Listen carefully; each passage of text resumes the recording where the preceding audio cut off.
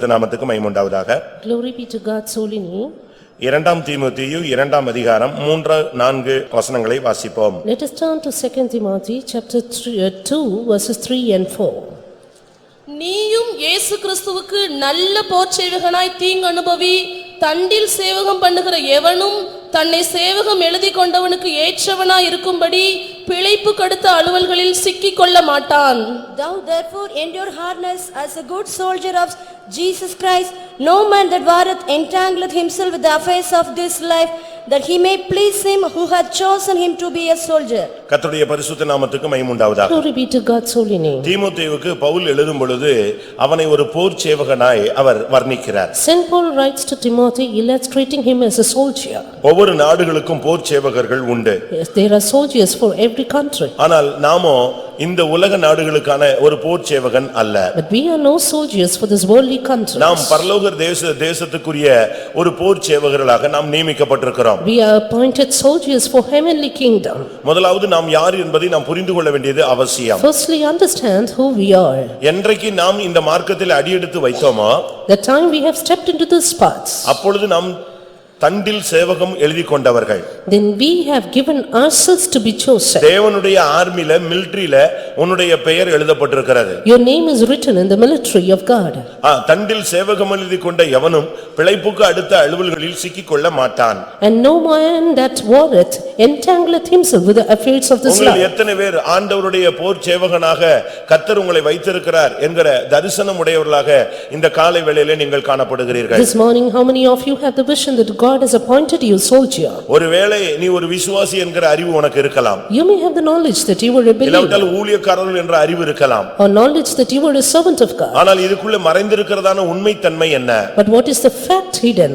நீங்களும் நானும் ஒரு போர் சேவகர்கள். You and me are soldiers. அந்த விஷயத்தை நாம் மறந்து விடக் கூடாது. Never forget it. ஏனென்றால் ஆண்டவர் பயங்கர பராக்கிரமசாலியாய் ஒரு யுத்த வீரனை போல இறங்கி வருகிற காலங்களில் நாம் இருக்கிறோம். Because we are in this time, God comes down as a mighty man of war. ஏனென்றால் நமக்கு விரோதமாய் எழும்புகிற சக்திகளை அவர் அப்படித்தான் எதிர்த்து நிற்கிறதாக வேதம் சுட்டிக்காட்டுகிறது. Because the Bible points out that he stands like that against the powers. அவர் ஒரு யுத்த நாளில் ஒரு போராடுகிறது போல ஒரு யுத்த வீரனை போல போராடுகிற ஒரு காலம். This is a time he works as a mighty man in the time of war. சகரியா 14ஆம் அதிகாரம் 3ஆம் வசனத்தை பார்க்கும் பொழுது Turning to Zechariah 14:3. வேதம் என்ன சொல்லுகிறது? What is the word of God say? அவர் யுத்த நாளில் போராடுகிறது போல அந்த வல்லமைகளோடு போராடுகிறார். He fights against those powers as in the day of battle.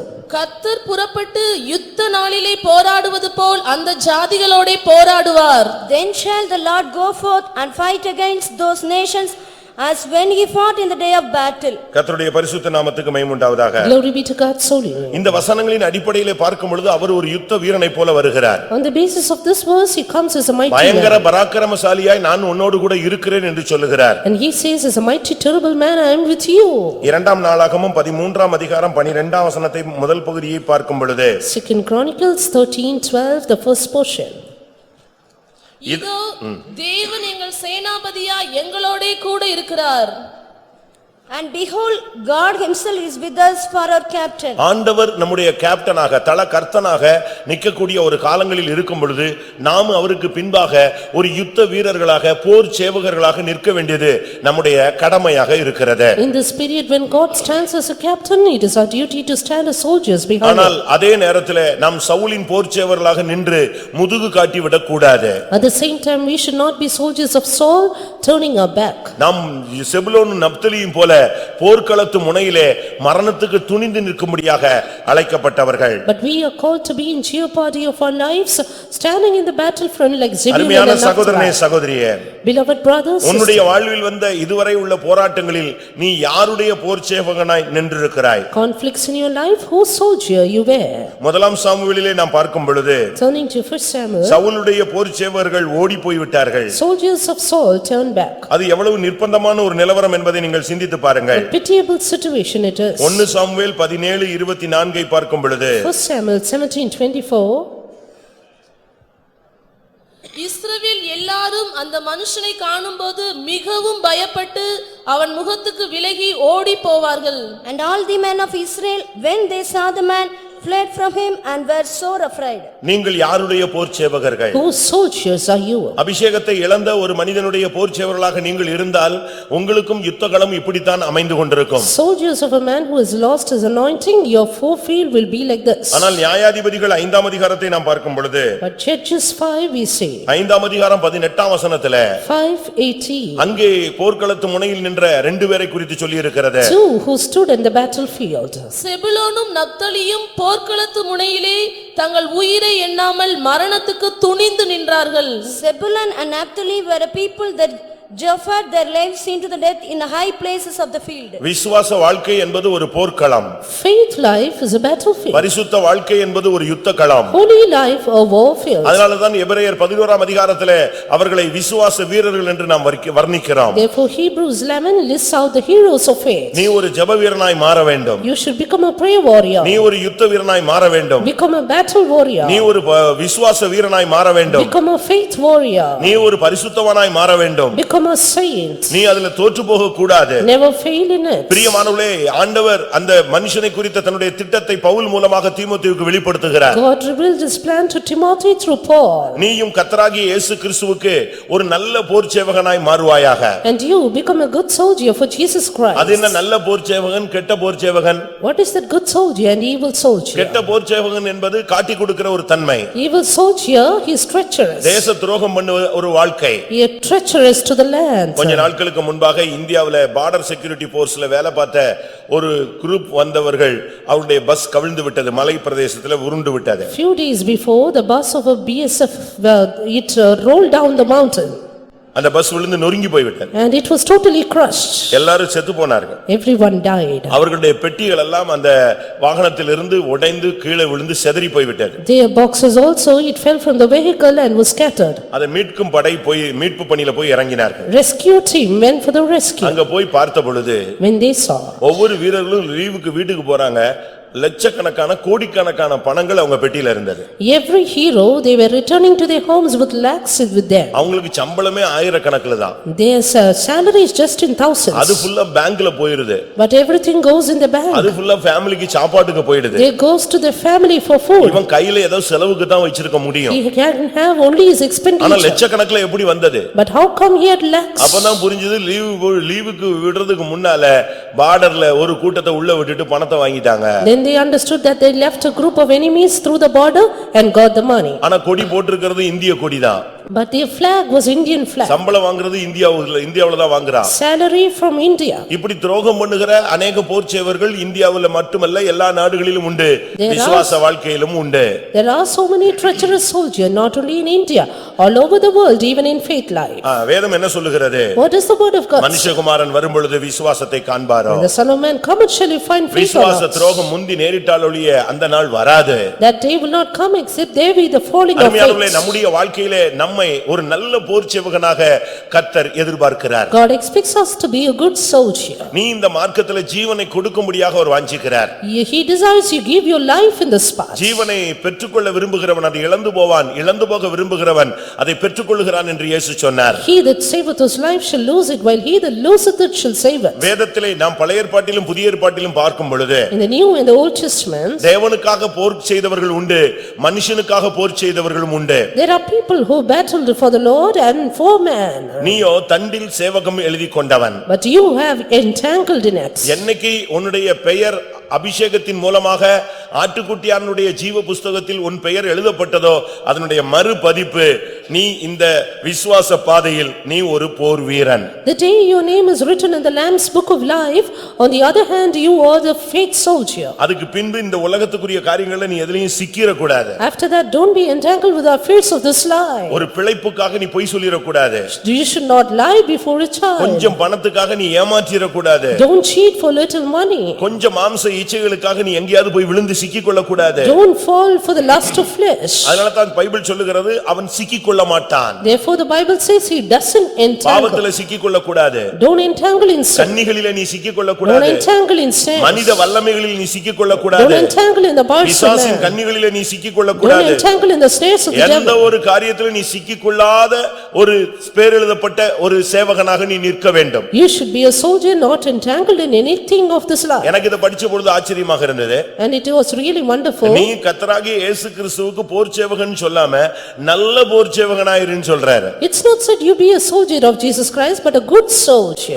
இரண்டு உலக போர்கள் முடிந்திருக்கிறது. There are 2 world wars over. அதுல ஒரு ஆள்கிட்ட கேட்டாங்க, நீ எப்படிப்பா இந்த பயங்கரமான குண்டு வீசினாங்க, உன் கூட இருந்ததான பெட்டாலியன்ல இருந்த எல்லாருமே செத்து போயிட்டானே, நீ எப்படி மட்டும் ஒரு 2-3 பேர் பொழைச்சிருக்கீங்கன்னு கேட்டாங்க. To one man it was asked, how did you survive when all your battalion is dead? சாவு நிச்சயம் தெரிஞ்சு போச்சு. I knew that death is sure. அதனால நாங்க சண்டையே போடல. Therefore I did not fight. அப்ப என்ன பண்ணீங்க? Then what did you do? குண்டடி பட்டி கிடந்தவனுக்கு கீழே போய் படுத்துக்கிட்டோம், அவனை தூக்கி மேல போட்டு ரத்த குறையா படுத்துக்கிட்டோம், அது வாட்டுக்கு எல்லாத்தையும் விட்டுட்டு போயிட்டாங்க. அதுக்கு பிறகு மீட்பு பண்ணி வரும்போது நாங்கெல்லாம் எந்திரிச்சிட்டோம். I went and hid myself in the tunnel, and finally at the rescue team I just got up. இப்படியும் ஒரு டீம் இருந்ததாக இந்திய சரித்திரம் சொல்லுகிறது. Yes, Indian history says about such group. இவங்க எல்லாம் INA ல இருந்தவங்க. They were in INA. Indian National ஆர்மின்னு சுபாஷ் சந்திர போஸ் சபையில இருந்த அவங்களுடைய மார்ச் குரூப்ல இருந்த ஒரு டீம்ல உடைய வார்த்தைகள். These were the words of a man who was in the team of INA during Subhash Chandra மேல Bose. போட்டுக்கிட்டு இவனும் செத்து போன மாதிரி நடிச்சு இவெல்லாம் எந்த இந்திய நாட்டை மீட்க போகிறான்? Acted to be dead under the dead corpses, and how can he be in the soldier? விசுவாச வாழ்க்கை ஒரு யுத்த களம். Faith life is a battlefield. இதுல கோடிக்கணக்கான பேர் ஜெயித்திருக்கிறார்கள். Crores have prevailed. பல கோடிக்கணக்கான பேர் தோற்று போயிருக்கிறார்கள். Crores are defeated. இந்த கடைசி கால யுத்த களத்துல உன்னையும் என்னையும் தெய்வம் கொண்டு வந்திருக்கிறார். God has chosen you and me to for the last days war. அதனால கிறிஸ்தவ வாழ்க்கை என்பது நீங்க நினைக்கிற மாதிரி சுலபமான வாழ்க்கை அல்ல. ஆத்துமாவுக்கு இளைப்பாறுதல், மனதிலும் மற்ற சரீரத்திலும் பாடுகள் சிலுவைகள் உண்டு. Christian life is rest for the soul, but cross for the body and sufferings. இதனுடைய மார்க்கத்துல ஒரு முக்கியமான ஒன்று இருக்கு, சிலுவை. Sacredness of Christianity is cross. அத நீங்க தாண்டி போகவே முடியாது. அத தாண்டி தான் நீங்க முன்னால போகணும். You have to take it and go forward. அப்ப நல்ல போர் சேவகனும் உண்டு, கெட்ட போர் சேவகனும் உண்டு. There are good and evil soldiers. அப்ப நீங்கள் கெட்ட போர் சேவகர்களா நல்ல போர் சேவகர்களா? Who are you, good or evil soldiers? மத்தேயு எழுதின சுவிசேஷம் 27ஆம் அதிகாரத்துல 27ஆம் வசனத்திலிருந்து 31ஆம் வசனம் வரை நாம் கண்ணோக்கி பார்க்கும் பொழுது Matthew 27 to 31 we see. அங்கே தேசாதிபதியின் போர் சேவகர்கள் என்கிற ஒரு கூட்டத்தை பற்றி நாம் பைபிள்ல படிக்கிறோம். One group called the soldiers of the governor. அவர்கள் தேசாதிபதியின் போர் சேவகர்கள். Soldiers of the governor. அவர்கள் இயேசுவின் போர் சேவகர்கள் அல்ல. They are not the soldiers of Jesus. வாசியுங்கள்.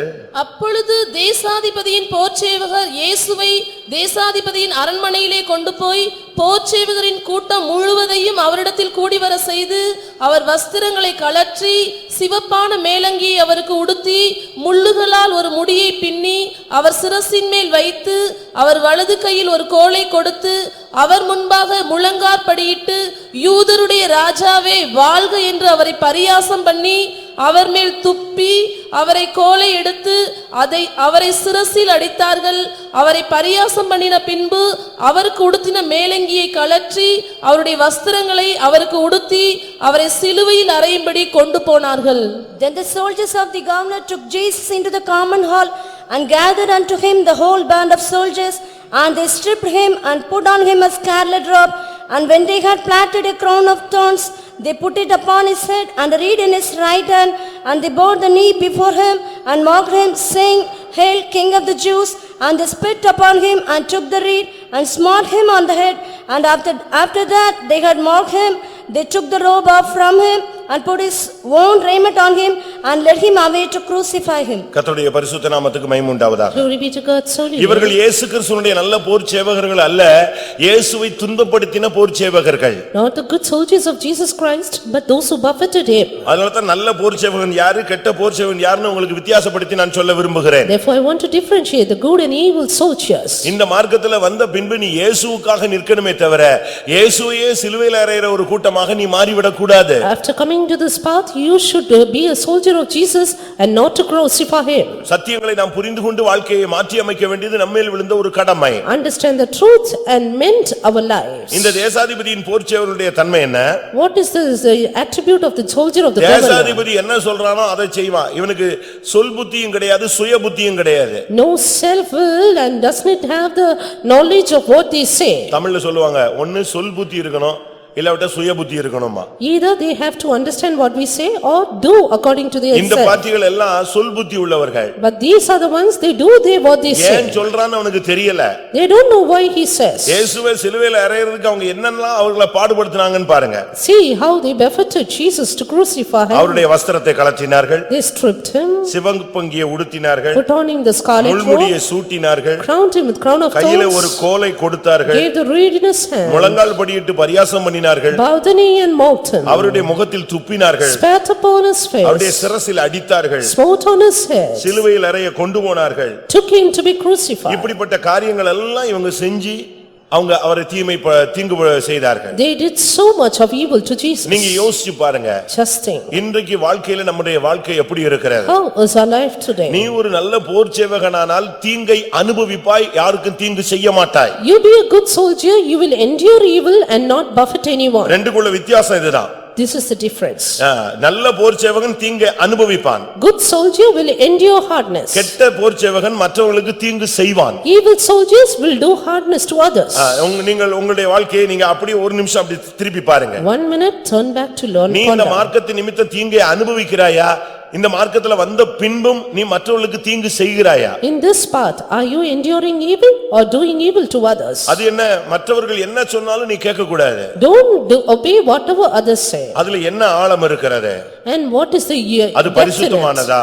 Is it holy? அது விசுவாச ஜீவியத்துக்கு ஏற்றதா? Is it apt for faith அது life? கர்த்தருக்கு ஏற்றதா? Is it apt to God? ஆவியானவர் அதை ஒத்துக்கொள்றாரா?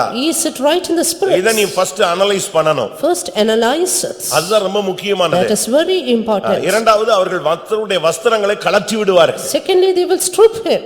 ஒரு மனிதனை நீதியினாலே தேவன் தரிப்பிக்கிறார். A man is clothed with righteousness. ஒளியை அவனுக்கு வஸ்திரமாக தரிப்பிக்கிறார். Give light as his righteousness. அவனுக்கு அழகான வஸ்திரங்கள், மெல்லிய வஸ்திரங்கள், இல்லாவிட்டால் பரிசுத்தவான்களுடைய நீதிகளால் அவர்களை முடிசூட்டுகிறார். God crowns him with beautiful garments and the righteousness of saints. கர்த்தர் துதியின் உடையை அவனுக்கு கொடுக்கிறார். Gives him the garment of praise. ஆனா நடக்கிறது என்ன? But what happens? இந்த கெட்ட போர்ச்செயல்கள் மற்றவருடைய வஸ்திரத்தை கழற்றி விடுவார்கள். Evil soldiers will strip அவருடைய others. விசுவாசத்தை கெடுத்துறது. Strip their faith. பரிசுத்தத்தை கெடுத்து விடுவது. Strip their holiness. பிரதிஷ்டையை நஷ்டமாக்கி விடுவது. Strip their மற்றவருடைய consecration. ஜீவியத்தை வேதனைப்படுத்துவதுதான் இவங்களுடைய முதல் ஊழியம். Buffeting the others is their first ministry. மற்றொன்று சிவப்பங்கி உடுத்துவது. And scarlet robe on others. மற்றவங்க மேல கெட்ட பெயர்களை உடுத்தி விடுவது. And crowning others with bad names. இவன் இப்படிப்பட்ட ஆளு. He is such a இவன் person. இப்படிப்பட்ட ஆளு. She is such a இந்த person. பிள்ளை இப்படிப்பட்ட ஆளு. Girl is such a இந்த person. ஆளு இப்படிப்பட்டவன். This man is such a இப்படி one. சிவப்பங்கி உடுத்துகிற ஒரு கேரக்டர் உனக்கு இருக்கிறதா? Do you have the nature of clothing others with scarlet robe? அடுத்து மற்றவங்களுக்கு முள்முடி சூட்டுவது. Next, crowning others with அப்படின்னா என்ன thorns. அர்த்தம்? What is it? Mental torture கொடுப்பது. And mental torture. அவனை நிம்மதியா இருக்க விடுறது இல்ல. You don't make others torture rest. கொடுத்துக்கிட்டே இருக்கிறது. Keep on torturing அந்த them. முள்முடி சூட்டப்பட்ட இயேசு எவ்வளவு வேதனைப்பட்டிருப்பார். How much Jesus would have pain with the அந்த thorns. விஷ முள்ளுகளை வைத்து அடிச்சாங்க.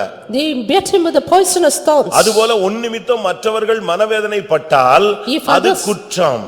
If others are in mental torture because of you, then that is a fault. நியாயாதிபதிகளின் புத்தகத்தை நாம் பார்க்கும் பொழுது Turning to Judges, 5ஆம் அதிகாரத்துல chapter 5. போர்க்களத்து முனையில் நின்றவர்களும் சொல்லப்பட்டிருக்கிறார்கள். It is said about the people in the high places of the field. ஆனா பிரிவினைகளை உண்டாக்கினவர்களும் சொல்லப்பட்டிருக்கிறார்கள். But there are people who cause divisions. நியாயாதிபதிகள் 5:15 கடைசியிலே பார்க்கும் பொழுது 5:15, the last portion. ரூபனின் பிரிவினைகளால் உண்டான இருதயத்தின் நினைவுகள் மிகுதி.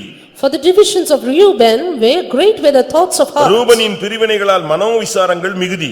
And the thoughts of heart because of Reuben is how much? இவங்க எல்லாம் யுத்தகளத்துக்கு வர மாட்டாங்க. They won't come to the battlefield. Mental torture கொடுத்துக்கிட்டே இருப்பான். Keep on giving the mental torture. அப்படித்தான் பைபிள் சொல்லுகிறது. That's what the word of God says. இன்னும் அத குறித்து அதுல இன்னும் ஒரு பெரிய கூட்டமே இருக்கிறது. There is another big group about it. ரூபனுடைய டைப் எப்படின்னா, The Reuben's type, அவன் வீட்டிலேயே தான் இருப்பான், மந்தைகள் மத்தியில தான் இருப்பானே தவிர பாடுகள் வேலைகள் ஊழியங்கள் வரவே மாட்டான். he will be among the sheepfolds but doesn't come for sufferings. பிரியமானவர்களே, நீங்கள் எத்தனை பேருக்கு முள்முடி சூட்டி இருப்பீர்கள்? Beloved, how many have you crowned with thorns? நீ முள்முடி சூட்டுகிற ஊழியன் அல்ல. You are not a minister crowning others with thorns. அடுத்து அவர் கையில ஒரு கோல் கொடுத்தாங்க. Nextly, they stripped him. வலது கையில ஒரு கோலை கொடுத்து They gave him the reed. பரியாசம் பண்ணாங்க. They mocked him. ஆனா முழங்கால் போடுவான். But they will bow. பைபிளை நீங்க படிச்சு பாருங்க. You read that. அவர்கள் முழங்கால் படியிட்டு They bowed the knee. ஆனா அவங்க பரியாசம் பண்ணினார்கள். But they mocked. நீங்க முழங்கால் போடுறது எதுக்காக முழங்கால் போடுற? Why are you bowing down your knee here? மற்றவனை பரியாசம் பண்றதுக்கா? Is it to mock others? மற்றவங்களை கேள்வி கேட்கிறதுக்கா? Is it to question others? நீங்க யோசிச்சு பாருங்க. அவர்கள் எல்லாரும் முழங்கால் போட்டாங்க ஆனா இயேசுவை பரியாசம் பண்ணினார்கள். They bowed the knee but to mock Jesus. சிலுவையில தொங்கிட்டு கூட அந்த சிலுவை கல்லன் அவர்ட்ட கேள்வி கேட்டுட்டு இருந்தான், அவரை பரியாசம் பண்ணிட்டு இருந்தான். Even the thief on the cross was mocking Jesus. நீ தேவனுடைய குமாரனா? Are you the son of God? அப்போ நீயும் இறங்கிரு எங்களையும் இறக்கிருன்னு சொன்னான். Then he said, you save Joseph and me. அந்த பரியாசத்தின் ஆவி சிலுவையில கூட அவனை விட்டு போகல. Spirit of mockery did not go on the cross. அருமையானவர்களே, நீங்கள் ஒரு நல்ல போர்ச்சேவலா இருந்தால் இது உங்களுடைய வாழ்க்கையில இருக்காது. If you are God's good soldiers, you will not have நீ mockery. இந்த மார்க்கத்துல முழங்கால் போட்ட பிறகு பரியாசத்தின் ஆவி உனக்குள்ள இருக்க கூடாது. After bowing down your knee, don't have the spirit of mocking. அடுத்து அவரை காரி துப்பினார்கள். They spat upon his face. எவ்வளவு பெரிய ஒரு கொடூரமான ஒரு பாதை. What a terrible path. ஏசாயா தீர்க்கதரிசனம் இதை குறித்து தீர்க்கதரிசனமாக பேசுகிறது. Isaiah the prophet says about it. அப்படி துப்பும் பொழுது When they spat, அவர் எப்படி இருந்தாரா? how was he? முகத்தை கற்பாறையை போல வச்சுக்கிட்டாரா? Harder than a flint. ஏசாயா 50:6. Isaiah 56. அடிக்கிறவர்களுக்கு என் முதுகையும் தாடை மயிரை பிடுங்குகிறவர்களுக்கு என் தாடைகளையும் ஒப்புக் கொடுத்தேன். அவமானத்துக்கும் உமிழ் நீருக்கும் என் முகத்தை மறைக்கவில்லை. I gave my back to the smiters and my cheeks to them that plucked of the hair. I hid not my face from shame and spitting. அடுத்த வசனம் சொல்கிறது, என் முகத்தை நான் எப்படி வச்சுக்கிட்டேன்? கற்பாறையை போல வச்சுக்கிட்டேன். The next verse says, I gave my face as a flint. இப்படி யாராவது உங்க முகத்துல துப்பி இருக்காங்களா? Have anyone spat on your face? Pastor Don அவர்கள் இஸ்ரேலுக்கு போயிருக்கும் பொழுது, When Pastor Don went to Israel, ஒரு யூதனுக்காக இயேசுவை பத்தி சொன்னார். ஒரு யூதனுக்கு சுவிசேஷம் சொன்னாரா? he published gospel to the Jews. கொஞ்ச நேரம் கேட்டுக்கிட்டே இருந்தானா? He heard for some time. திடீர்னு அவர் இயேசுவை பத்தி கொஞ்சம் ஆழமா பேசினார். Suddenly he spoke in depth about இந்த Jesus. இயேசுதான் ரட்சகர், நீங்க அவரை சிலுவையில அறைஞ்சிட்டீங்கன்னு. This Jesus is the savior, you crucified him. அவ்வளவு நேரம் நல்லா இருந்தவன் பட்டுன்னு அப்படியே காரி மூஞ்சில துப்பிட்டான். He suddenly spat upon his face. Jehovah ஒருவரே. He said, Jehovah's one. யாரை பார்த்து? இயேசுவை பத்தி, இயேசு ரட்சகர், நாங்க சிலுவையில அறைஞ்சிட்டோம்னு சொல்றோம். And you say Jesus the savior and we have crucified him. முகத்துல அப்படியே காரி துப்பிட்டான். He spat on his face. அப்ப அவர் என்ன சொன்னாரா? You know what Pastor Don said? உன்னுடைய மார்க்கம் துப்ப சொல்லுது, என் மார்க்கம் துப்புறத வாங்க சொல்லுது. Your religion says spit, but my religion says endure. இதுதான் உன் மார்க்கத்துக்கு என் மார்க்கத்துக்கு உள்ள difference. This is the difference between yours and mine. உன்னுடைய மார்க்கம் இப்படி மத்தவன காரி துப்ப சொல்லுது. Your religion says to spit others. ஆனா இயேசு, நான் ஆராதிக்கிற இயேசு இந்த துப்புகள் எல்லாம் நீ வாங்கிக்கன்னு சொல்லி தராரு. Jesus whom I worship says forgive them. அப்படினா எந்த மார்க்கம் கரெக்ட், யார் தெய்வம் அப்படினு கேட்டாரு. Which religion is correct, who is God? அவன் அப்படியே நின்னுட்டு சாரின்னு சொல்லிட்டான். He was stunned to say sorry. மன்னிச்சுக்கங்க, Sorry, அவசரப்பட்டேன். I was hasty.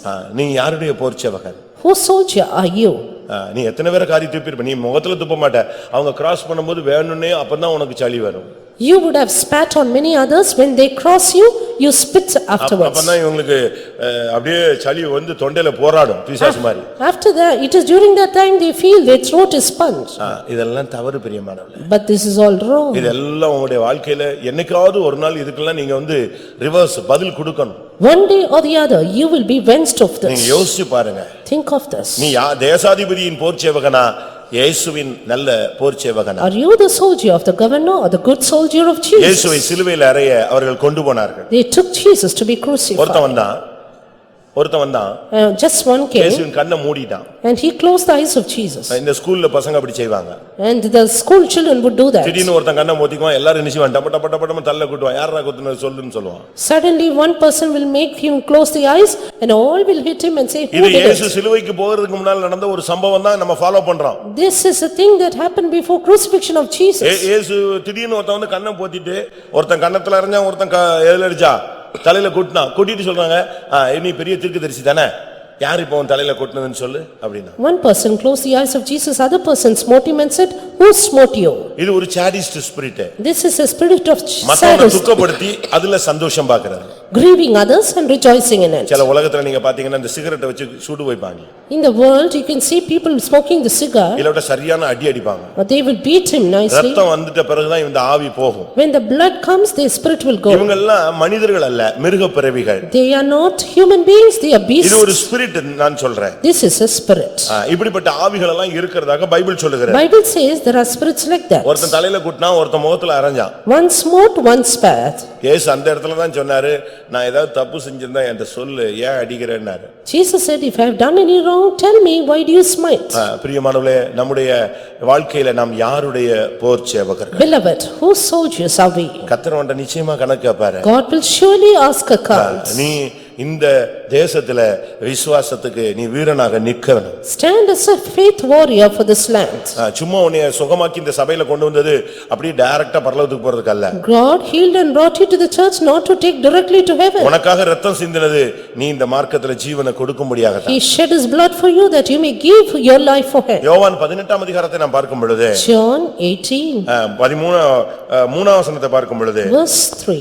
யூதாசோடு Gethsemane வரை ஒரு கூட்டம் போய் கொண்டே இருந்தது. And there were one group going to Gethsemane with Judas. இவங்களுடைய நோக்கம் என்ன?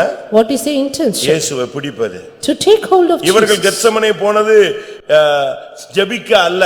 They went to Gethsemane not to pray. நான் ஏற்கனவே சொன்னேன். I already told. அவங்க முழங்கால் போட்டது ஜெபிக்க அல்ல, இயேசுவை பரியாசம் பண்ண. They kneeled not to pray but to mock Jesus. யோவான் 18:3 சொல்லப்பட்டிருக்கிறது. In John 18:3. அங்கே யூதாஸ் போர் சேவகரின் கூட்டத்தோடு போனான். Judas went with the soldiers. அவன் ஜெபிக்க போகவில்லை.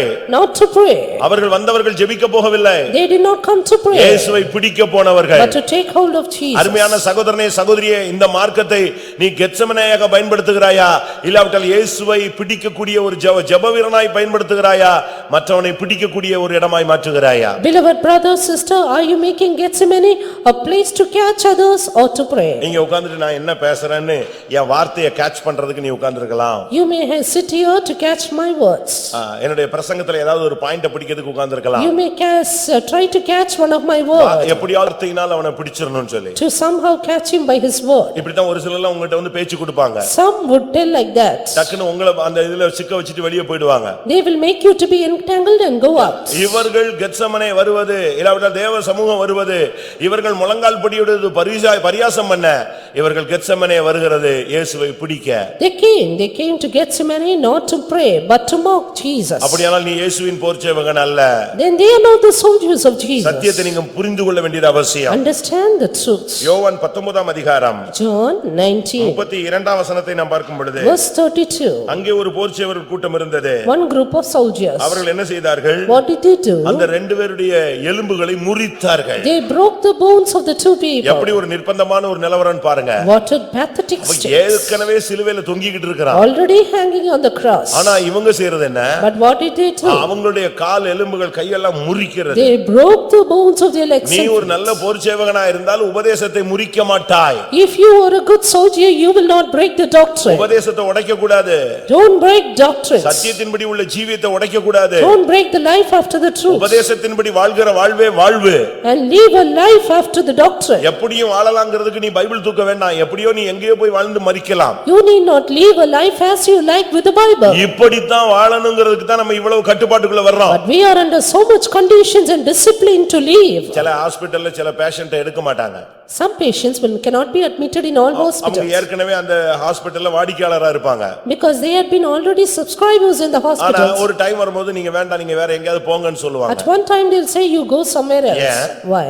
இவங்க அவங்க சொல்றதான அந்த அட்வைஸ்க்கு கீழ்ப்படிய மாட்டாங்க. They don't obey the advice of our doctors.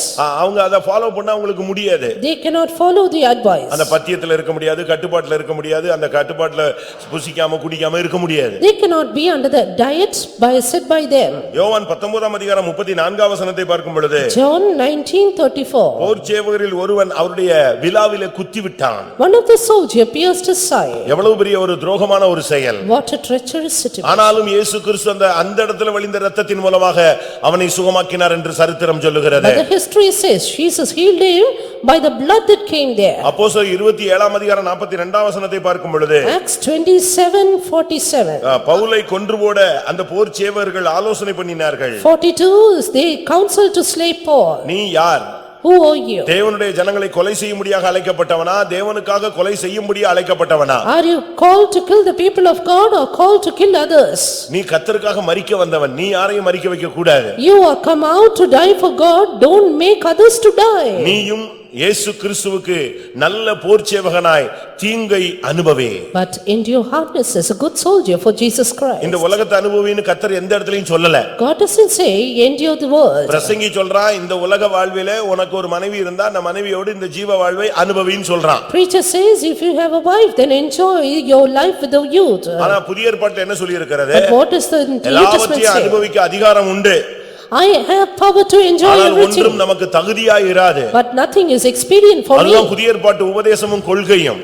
That is the philosophy of New Testament time. நீங்க இந்த உலகத்துல வந்த பின்பு, After coming into this world, ரட்சிப்பை அடைந்த பின்பு, after attaining நீங்க salvation, நன்மையை அனுபவிக்கல, தீங்கை அனுபவிக்க வேண்டும். you should not endure goodness but evil. நீங்க பாருங்க, மிலிட்டரியில போய் அங்க லடாக்லயும் லேலயும் அவங்க எத்தனையோ சியாச்சின், அதாவது ஆயிரக்கணக்கான அடிகளுக்கு மேல குளிர்ல இருக்கிறான். And in the Ladakh and Leh in the north side, you can see military people in the cool regions. அங்க சாதாரண மனுஷன் இருக்கவே முடியாது. Ordinary people cannot stay there. அவ்வளவு கொடூரமான இடத்துல இருக்கிறான். They are in such a terrible place. நீங்க நினைக்கலாம் அவங்களுக்கு சம்பளம் கொடுக்கறாங்கல்ல, நல்ல சம்பளம் கொடுக்கறாங்க, அதனால இருக்கறான். நீ ஒரு நாள் போய் இருந்து பாரு. You may think they are given good salary therefore they stay there. One day you try to. சாகறதுக்குனே போன மாதிரி தான், பிறந்த மாதிரி தான் போய் நிக்கறாங்க. They just go and stand there as though they are born to die. யுத்தத்துல சாகணும் அல்ல, குளிர்லயே செத்து போய்டுவான். Not to die in the battle but in the cold. மரணம் அவங்கள பக்கத்துல நின்னுகிட்டே இருக்கு. Death is always near them. அவ்வளவு ஒரு வாழ்க்கையில அவன் நாட்டுக்காக நிற்கிறான். They are so much for the land. இந்த விசுவாச பாதையில நமக்கு மரணம் ரொம்ப பக்கத்துல தான் இருக்கு. In this faith life death is nigh us. ஆனா நீ கிறிஸ்துவுக்கு நல்ல போர்ச்சேவகனா இருக்கணும். But you have to be a good soldier. நாட்டை காக்கிறதுக்காக அவன் எவ்வளவு தீங்கு அனுபவிக்கிறான்னு பாருங்க. See how he endures hardness for the land. அவனுக்கு எந்த விதமான சுகபோகமும் கிடையாது. No comforts. மனைவி பிள்ளைகள் எல்லாம் எங்கேயோ ஒரு இடத்துல கிடப்பாங்க. Wife and children are somewhere. அவன் அங்க எங்கேயோ கிடப்பா.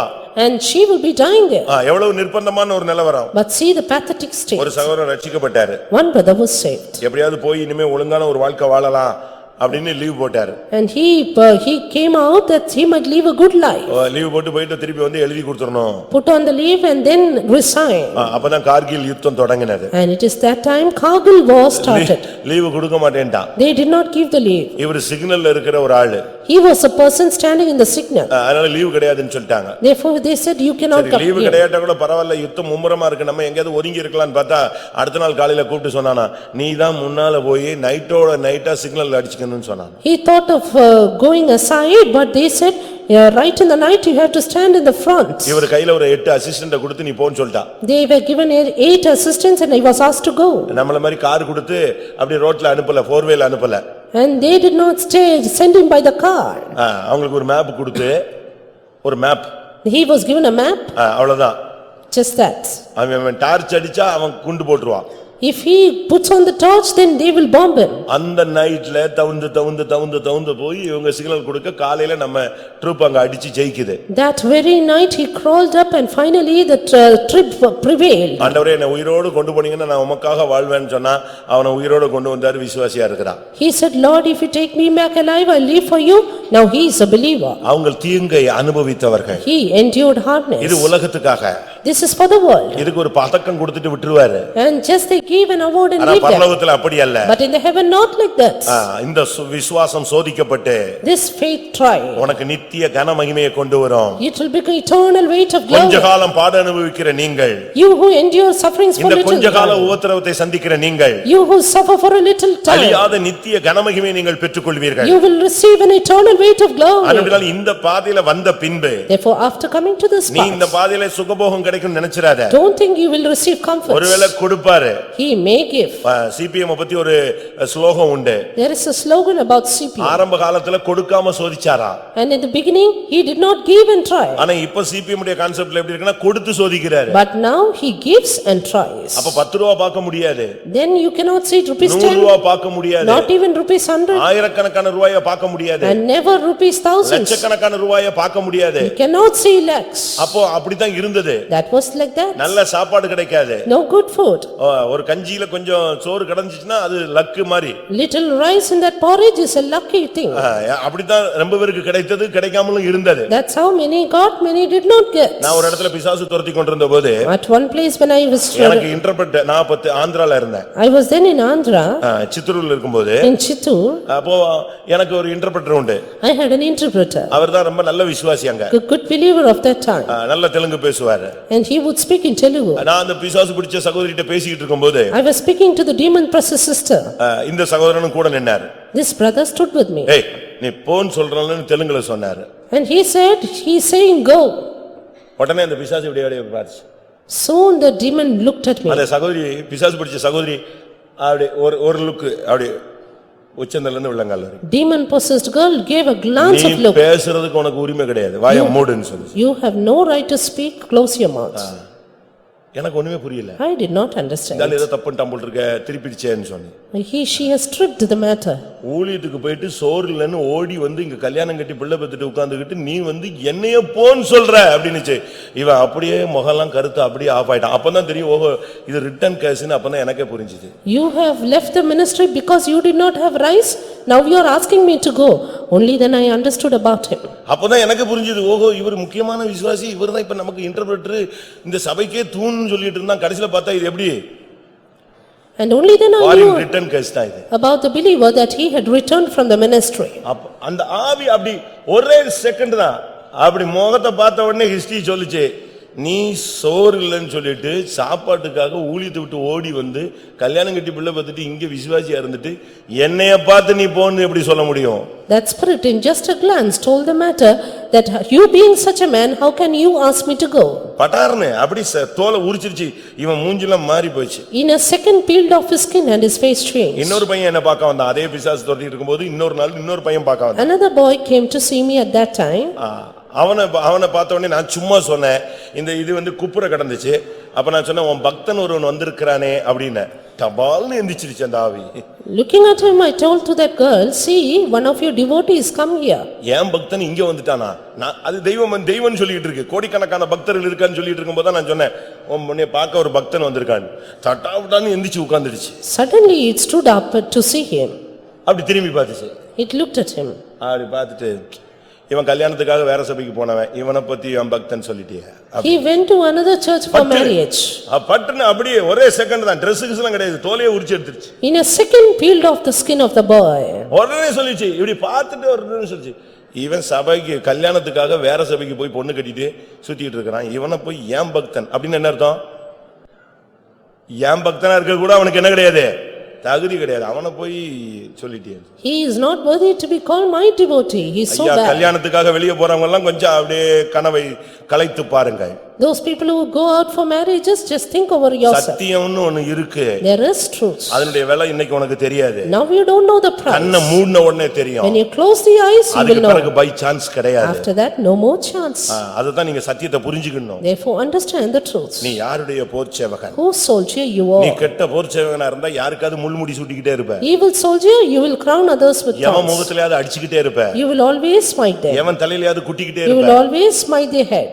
எவன் வஸ்திரத்தையாவது உறிஞ்சிக்கிட்டே இருப்ப. You will always strip them.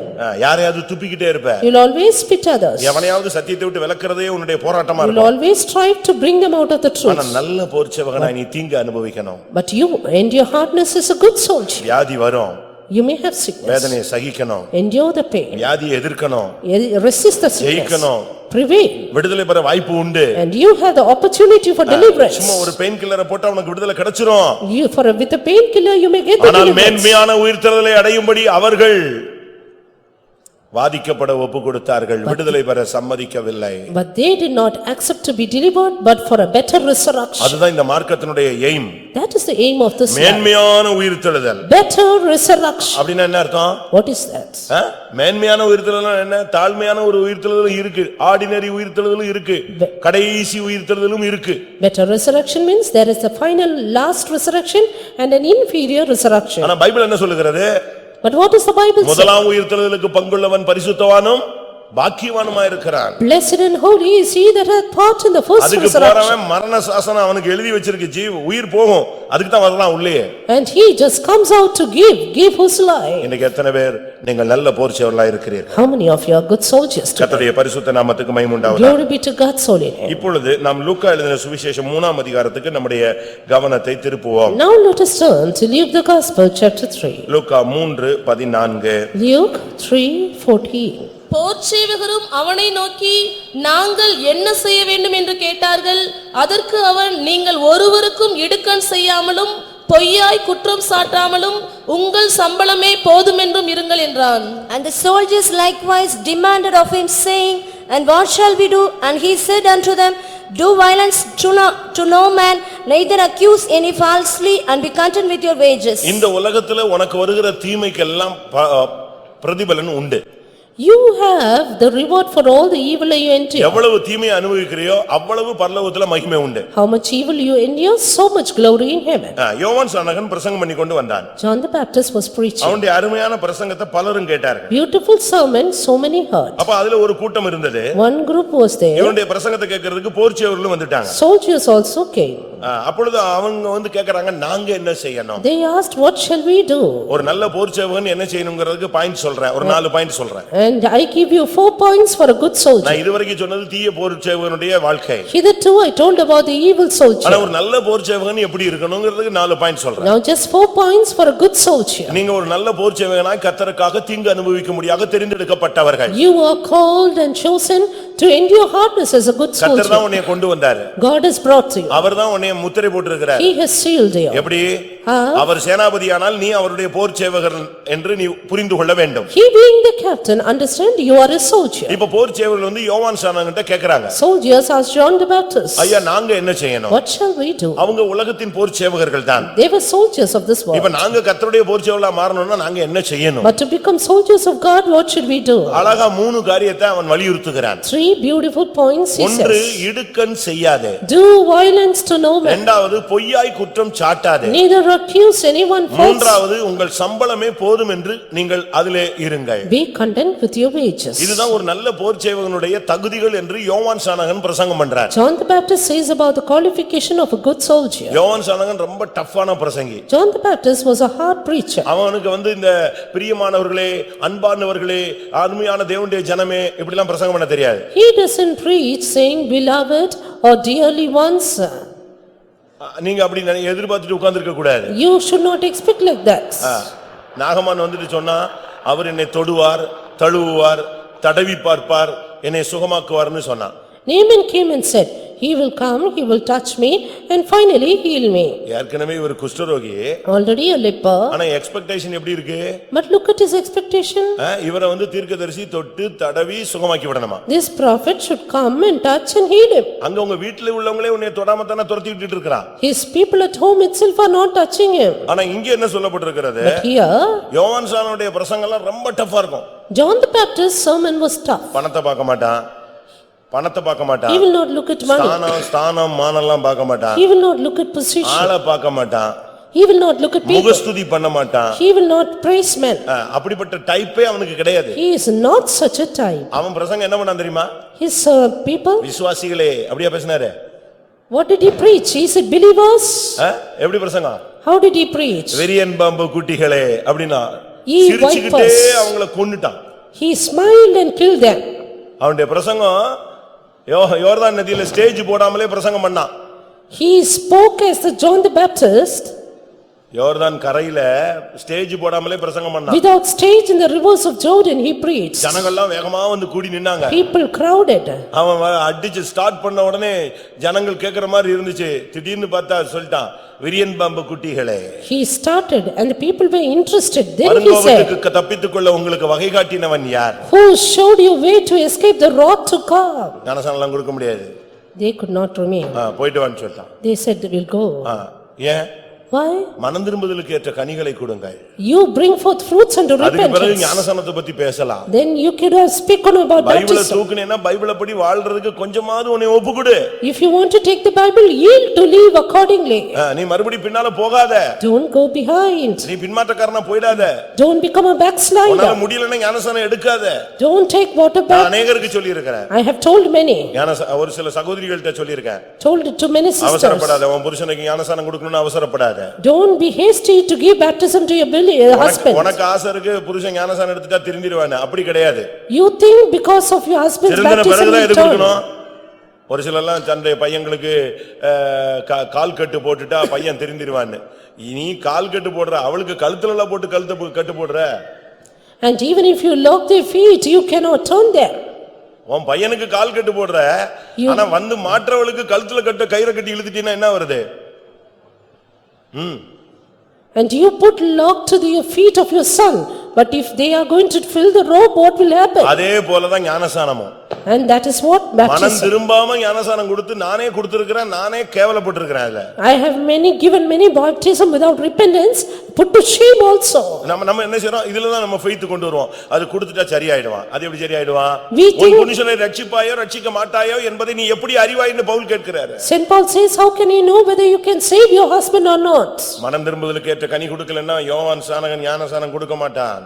John the Baptist does not give baptism if you don't give the fruit of repentance. இப்பொழுது அவன் சொல்றான், போர் சேவகனா நீ இடுக்கன் செய்யாத. You are a soldier, do no violence. இடுக்கன்னா என்ன அர்த்தம்? What is violence? மற்றவனுக்கு டிஸ்டர்ப் பண்ணாத, Disturbing others.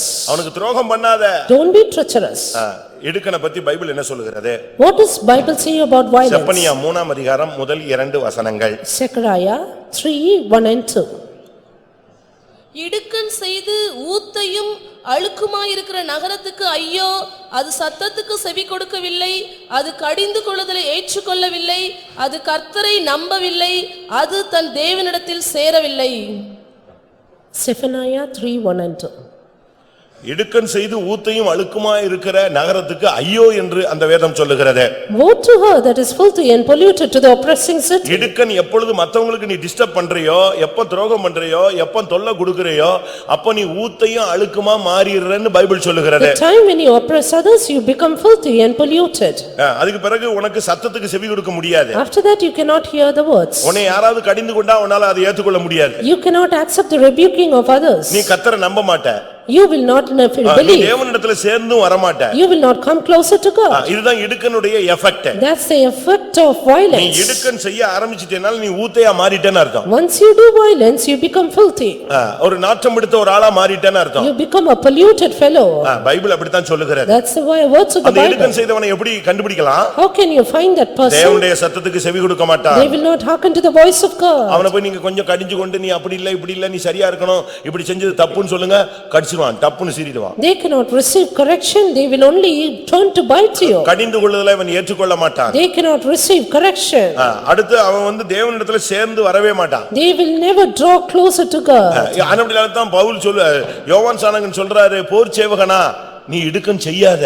That's force him here said, if you are a soldier, do no violence. நீ யாரையும் டிஸ்டர்ப் பண்ணாத, யாரையும் அசிங்கப்படுத்திராத, கேவலப்படுத்தாத.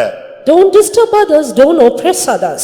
நீ இடுக்கன் செய்தால் If you do violence, கர்த்தர் உன்னை நொறுக்குவார்னு பைபிள் சொல்லுகிறது. the Lord will break you. 72ஆம் சங்கீதம் Psalm 72. 72:4 நாம் பார்க்கும் பொழுது Psalm 72:4. ஜனத்தில் சிறுமைப்படுகிறவர்களை அவர் நியாயம் விசாரித்து ஏழையின் பிள்ளைகளை ரட்சித்து இடுக்கண் செய்கிறவனை நொறுக்குவார். இடுக்கன் செய்யறது He shall judge the poor of the people, he shall save the children of the needy, and shall break in pieces the oppressor. மற்றவங்களுக்கு நம்ம பிரச்சனை பண்ணவே கூடாது. Never cause problems for முடிந்த others. அளவு நீங்க இளைப்பாறுதலையே கொடுத்து To பழகுங்க. the extent give others rest. நான் சொல்றேன் இளைப்பாறுதலை கொடுக்கணும், நீ இருந்தா தானே கொடுப்பீங்க. Only if you have, you can give others. பாத்திரத்துல இருந்தா தான், பானையில இருந்தா தான் எங்க வரும்? அகப்பையில வரும், ஸ்பூன்ல வரும். Only if you have it in the pot, it will come in the spoon.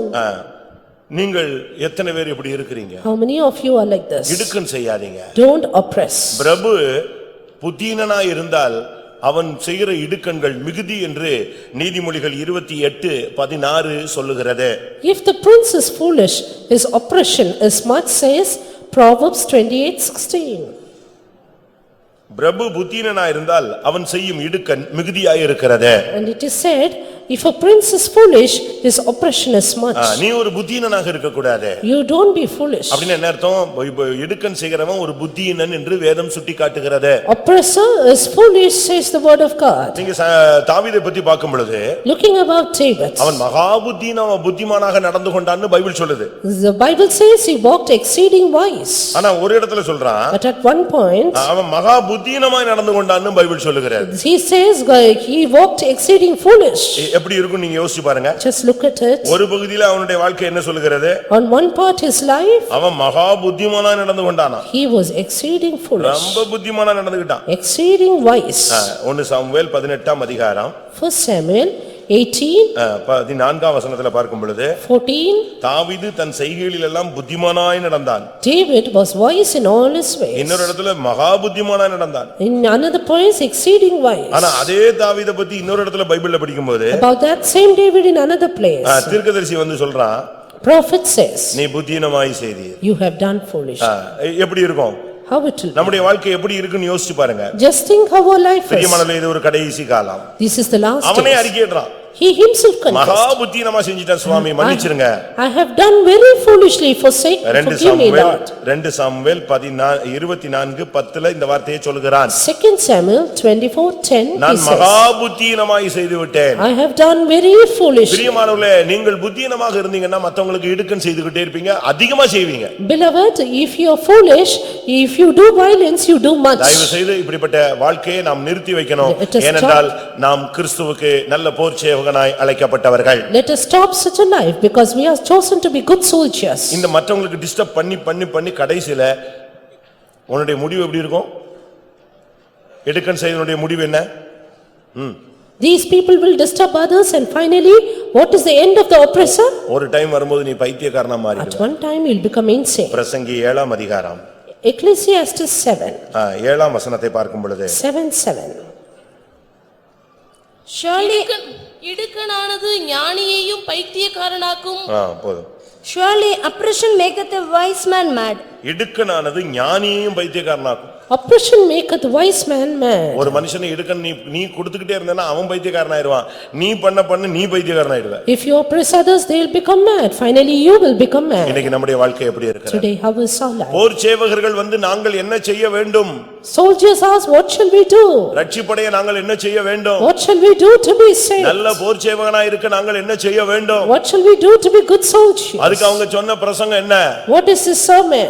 நீ இடுக்கண் செய்யாதே. Do violence to no one. எவ்வளவு அருமையான ஒரு வார்த்தை. Beautiful word. இரண்டாவது அவன் சொல்லுகிறான், Secondly, நீங்கள் ஒருவருக்கும் இடுக்கண் செய்யாமலும் பொய்யாய் குற்றம் சாட்டாமலும் இருங்கள். don't accuse anyone falsely.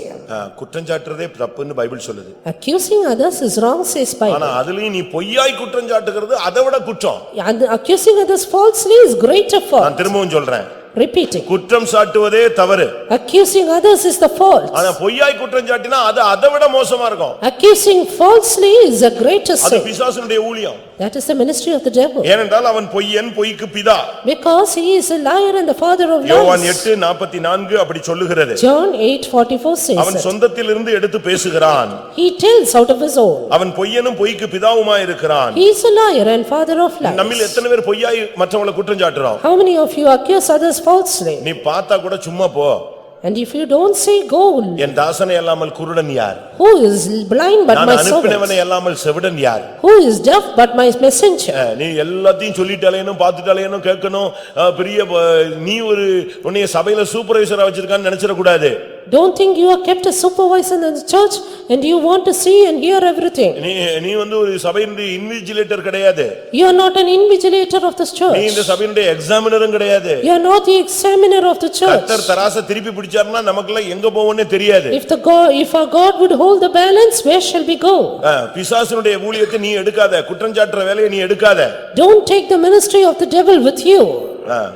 அது குற்றம் சாட்டுகிறவன் தள்ளப்பட்டு போனான் என்று வெளிப்படுத்தல் 12:10 சொல்லுகிறது. Revelation 12:10 says the accuser is cast down. குற்றம் சாட்டுகிறவன் The accuser தள்ளப்பட்டு போனான். is cast down. அவனுடைய வேலை என்ன?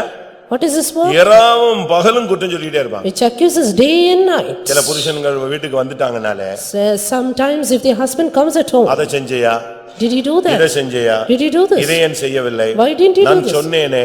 I told அதாவது you. சண்டை போடணும், அந்த ஆவி போராடுது, அதுக்கு ஏதாவது ஒன்னு கிரியேட் பண்ணுவான். They want to pick up the quarrel, creating some facts. முன்னால போனா கடிக்கிறது, If you go forward, they பின்னால bite போனா உதைக்கிறது, and kick when they go back. பேசினா என்ன கூடயே பேசுற அப்படிங்கிறது, When they speak, they say, why do you answer me? பேசலன்னா முன்னு இருந்தே நீ கொன்னுகிட்டே இருக்கறங்கிறது. If they are silent, you say, you kill me. பாவம் மாட்டிக்கொண்டவர்கள் எல்லாம் ரொம்ப துர்பாக்கியசாலிகள். Those who are caught, they are bad luck. அநேகர் கல்யாணத்துக்கு மேல ரொம்ப ஆசையில ஊழியத்துக்கு வராம ஓடணும்னு பாக்குறான். கல்யாணம் கட்டினவங்க எல்லாம் போய் கொஞ்சம் ஒரு சர்வே பண்ணி பாருங்க, நீ சாகுற வரைக்கும் கல்யாணம் கட்ட மாட்ட. Many do not want to come to the ministry but want to marry. If you hear about them, you will never marry in your life. கல்யாணம் கட்டாதவங்கள்ட்ட எல்லாம் நம்ம இப்ப கல்யாணம் கட்டாதன்னு சொன்னா, இந்த ஆளு கல்யாணம் கட்டல, அதுக்கு நானும் கல்யாணம் கட்ட கூடாதாமா. And if they say, you don't get married, then they will say, you are not like that, then why should I? கல்யாணம் கட்டின பாதி பேரு அதுக்கு பிறகு ரட்சிக்கப்பட்டவங்க சொல்றாங்க, முதலில் தெரிந்திருந்தால் நாங்கள் எங்க போயிருப்போம். Half of the married, they say they are saved afterwards.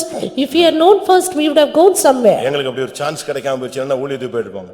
We have missed a chance or it's gone to the சரி, அப்படி ministry. சொல்றீங்களா? உன் பிள்ளையாவது கொடு. Then at least give your child. அது அப்ப அதுக்கு மட்டும் ஒத்துக்க மாட்டேங்கறியே. You don't accept for that. வசனம் ரெண்டு புறம் கருக்குள்ள பட்டயம். The word of God is two-edged sword. நாங்க யாரையும் ஊழியத்துக்கு வா வா வா வான்னு கையை பிடிச்சு காலை பிடிச்சுலாம் இழுக்கிறது கிடையாது. We don't forcibly invite anyone for the ministry. சீயோனில் பிறந்தவன் அவன் வருவான். He that is born in Zion shall come. சிங்காசனத்துக்குன்னு பிறந்தவன் எங்க இருந்தாலும் என்ன செய்வான்? சிறைச்சாலையில இருந்தாலும் வருவான், குப்பையில இருந்தாலும் வருவான், புழுதியில இருந்தாலும் வருவான். அவரை கொண்டு வர்றது யாருடைய வேலை? மேல ஒருத்தர் இருக்கிறாரு. He that is born for the throne, he shall come out of the prison or even out of the dung. அவன் சீயோன்ல பிறந்திருந்தானா அவனை எங்கனாலும் இழுத்து அழகா கொண்டு வருவார். If he is born for Zion, he will draw out somewhere.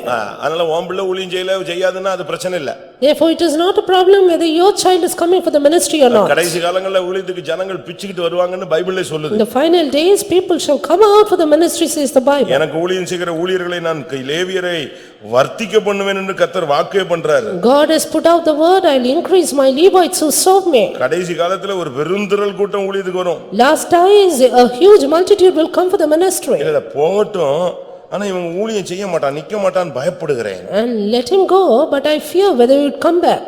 உனக்கு கல்யாணம் கட்டி வச்சாங்க, கல்யாணம் கட்டி வைக்கும்போது நீ வாழுவாய் என்கிற பயமா வாழட்டேன்னு பயத்துல கல்யாணம் கட்டி வச்சாங்களா? And did they married you? Did they marry you with the fear that you will return? எரேமியா 33:22 சொல்லி இருக்கிறது. Jeremiah 33:22. வானத்து நட்சத்திரங்களைப் போல கடற்கரை மணலைப் போல எனக்கு ஊழியம் செய்கிறவர்களை நான் வர்த்திக்க பண்ணுவேன். As the stars of the sky and the sand of the seashore, I will increase them. உன் கற்ப பிறப்புல ஒரு சீயோன் பிறந்தா அது ஒரு பெரிய சான்ஸ்.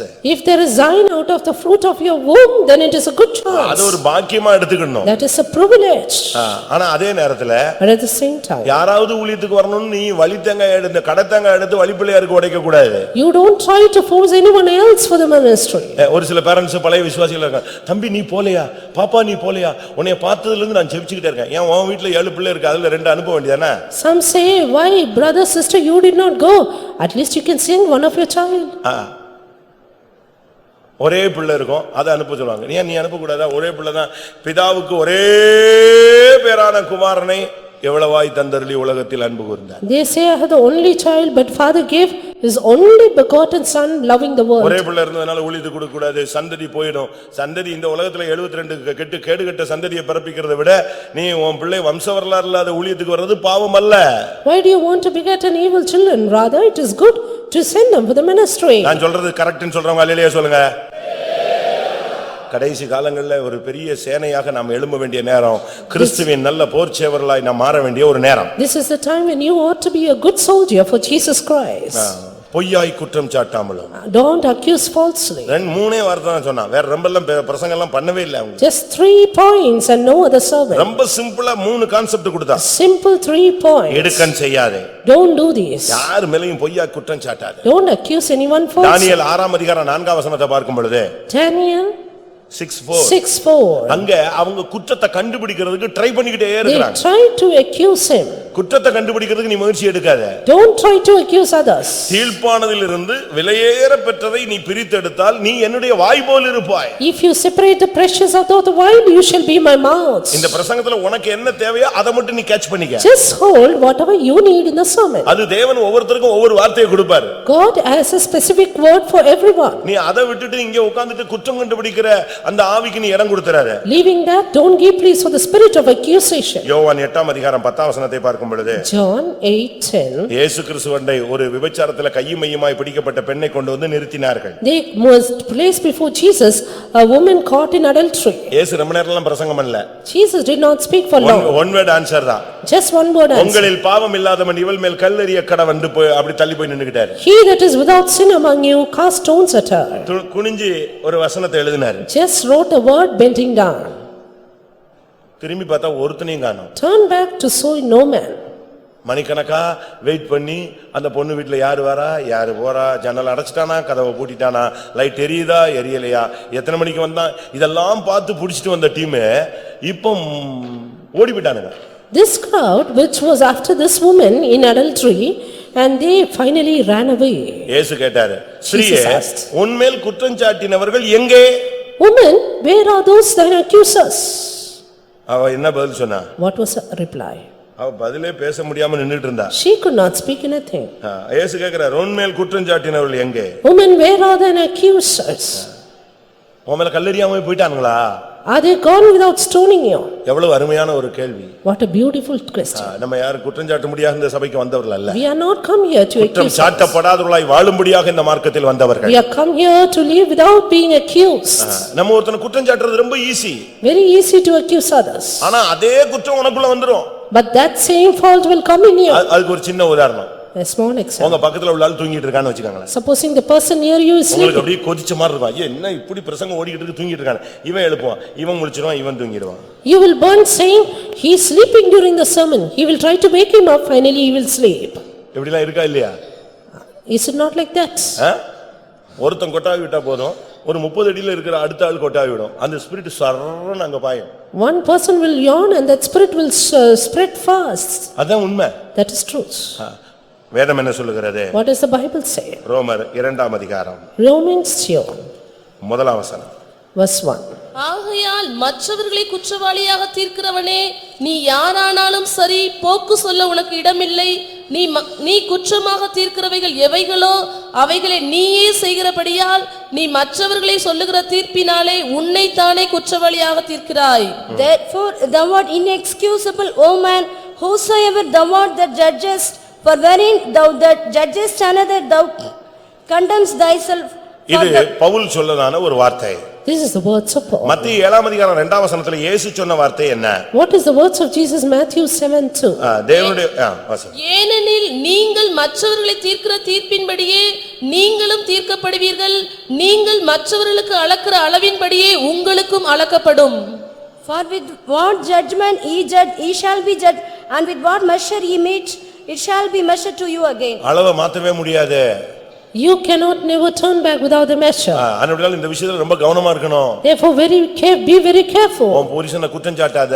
Don't accuse your உன் husband. மனைவியை குற்றம் சாட்டாத. Don't accuse your wife. உன் பிள்ளைகளை குற்றம் சாட்டாத. Don't accuse your children. அடுத்தவன் மனைவி பிள்ளைகள் புருஷன் எல்லாம் நீ குற்றம் சாட்டாத. Don't accuse the families of others. உனக்கு போலீஸ் வேலை கொடுக்கல. You are not given the police work. நீ கிறிஸ்துவுக்கு நல்ல போர் சேவகனாய் தீங்கு அனுபவிக்கும்படியாக தெரிவிக்கப்பட்டவன். You are chosen to be a good soldier to end your hardness for தேவன் Christ. தெரிந்து கொண்டவன் மேல் குற்றம் சாட்டுகிறவன் யார்? Who is he shall lay charge to God's elect. ரோமர் 8:33 இந்த வார்த்தை இருக்கிறது. Romans 8:33 is தேவன் this. தெரிந்து கொண்டவன் மேல் குற்றம் சாட்டுகிறவன் யார்? Who shall lay charge to God's elect? தயவு செய்து இந்த குற்றம் சாட்டுகிற ஊழியத்தை பிசாசின் ஊழியத்துக்கு நீங்கள் ஊழியக்காரனாய் மாறிவிட வேண்டாம். Don't be servants for the ministry of the devil for accusing others. அதனால தான் யோவான் ஸ்நானகன் அழகாக சொல்லுகிறார், இடுக்கண் செய்யாதே, பொய்யாய் குற்றம் சாட்டாதே. Therefore John the Baptist says, do no violence, none accuse anyone. மூன்றாவது சொன்ன வார்த்தை என்ன? Thirdly, உங்கள் சம்பளமே போதும். be content with your wages. இன்னைக்கு நம்ம ஆளுங்களுக்கு ரொம்ப சம்பாதிக்கணும்னு ஆசை. You expect your wife to earn so much. நான் சமீபத்தில் ஒரு பெரிய கோடீஸ்வரனுடைய ஒரு பேட்டியை படிச்சேன். Recently, I read the interview of a policeman. நீங்க கூட படிச்சிருப்பீங்க. You also would have read. அவங்க பையனுக்கு அவங்க பொண்ணுக்கு கல்யாணம் நடந்துச்சு. பையனுக்கு நினைக்கிறேன். கேரளால 100 கோடி செலவழிச்சாங்க. His son was married in Kerala, he spent 100 crores. நீங்க எப்படி இவ்வளவு வேகமா பணக்காரன் ஆயிட்டீங்க லக்கா அப்படின்னு கேட்டாங்க. How did you luckily become so rich? நான் லக்குன்னு சொல்லிட்டு லாட்டரி சீட்டு வாங்குற ஆள் கிடையாதுன்னா. I am not a person who would get the lottery tickets for luck. நான் லக்குக்காக லாட்டரி சீட்டு வாங்கிட்டு சுரண்டிட்டு இருக்கிற ஆள் கிடையாது. நான் உழைச்சு முன்னேறணும்னு சொன்னேன். But only I made efforts to progress. அதனால நீங்க உழைச்சு முன்னேறணும். Therefore labor to come up. கர்த்தர் ஐஸ்வரியத்தை சம்பாதிக்கத்தக்கதான பலனை கொடுக்கிறவர் என்று உபாகமம் 8ஆம் அதிகாரம் சொல்லுகிறது. And Deuteronomy 8 says God gives the strength to labor riches. உனக்கு அபிஷேகம் கொடுக்கிறது போல, As God gives you anointing, சரீர சுகத்தை கொடுக்கிறது போல, God gives you health. ஐஸ்வரியத்தை சம்பாதிக்கிறதுக்குன்னே கர்த்தர் ஒரு பலனையும் கொடுக்கிறார். God gives you strength to become rich. அப்படிதான் வேதம் சொல்லுகிறது.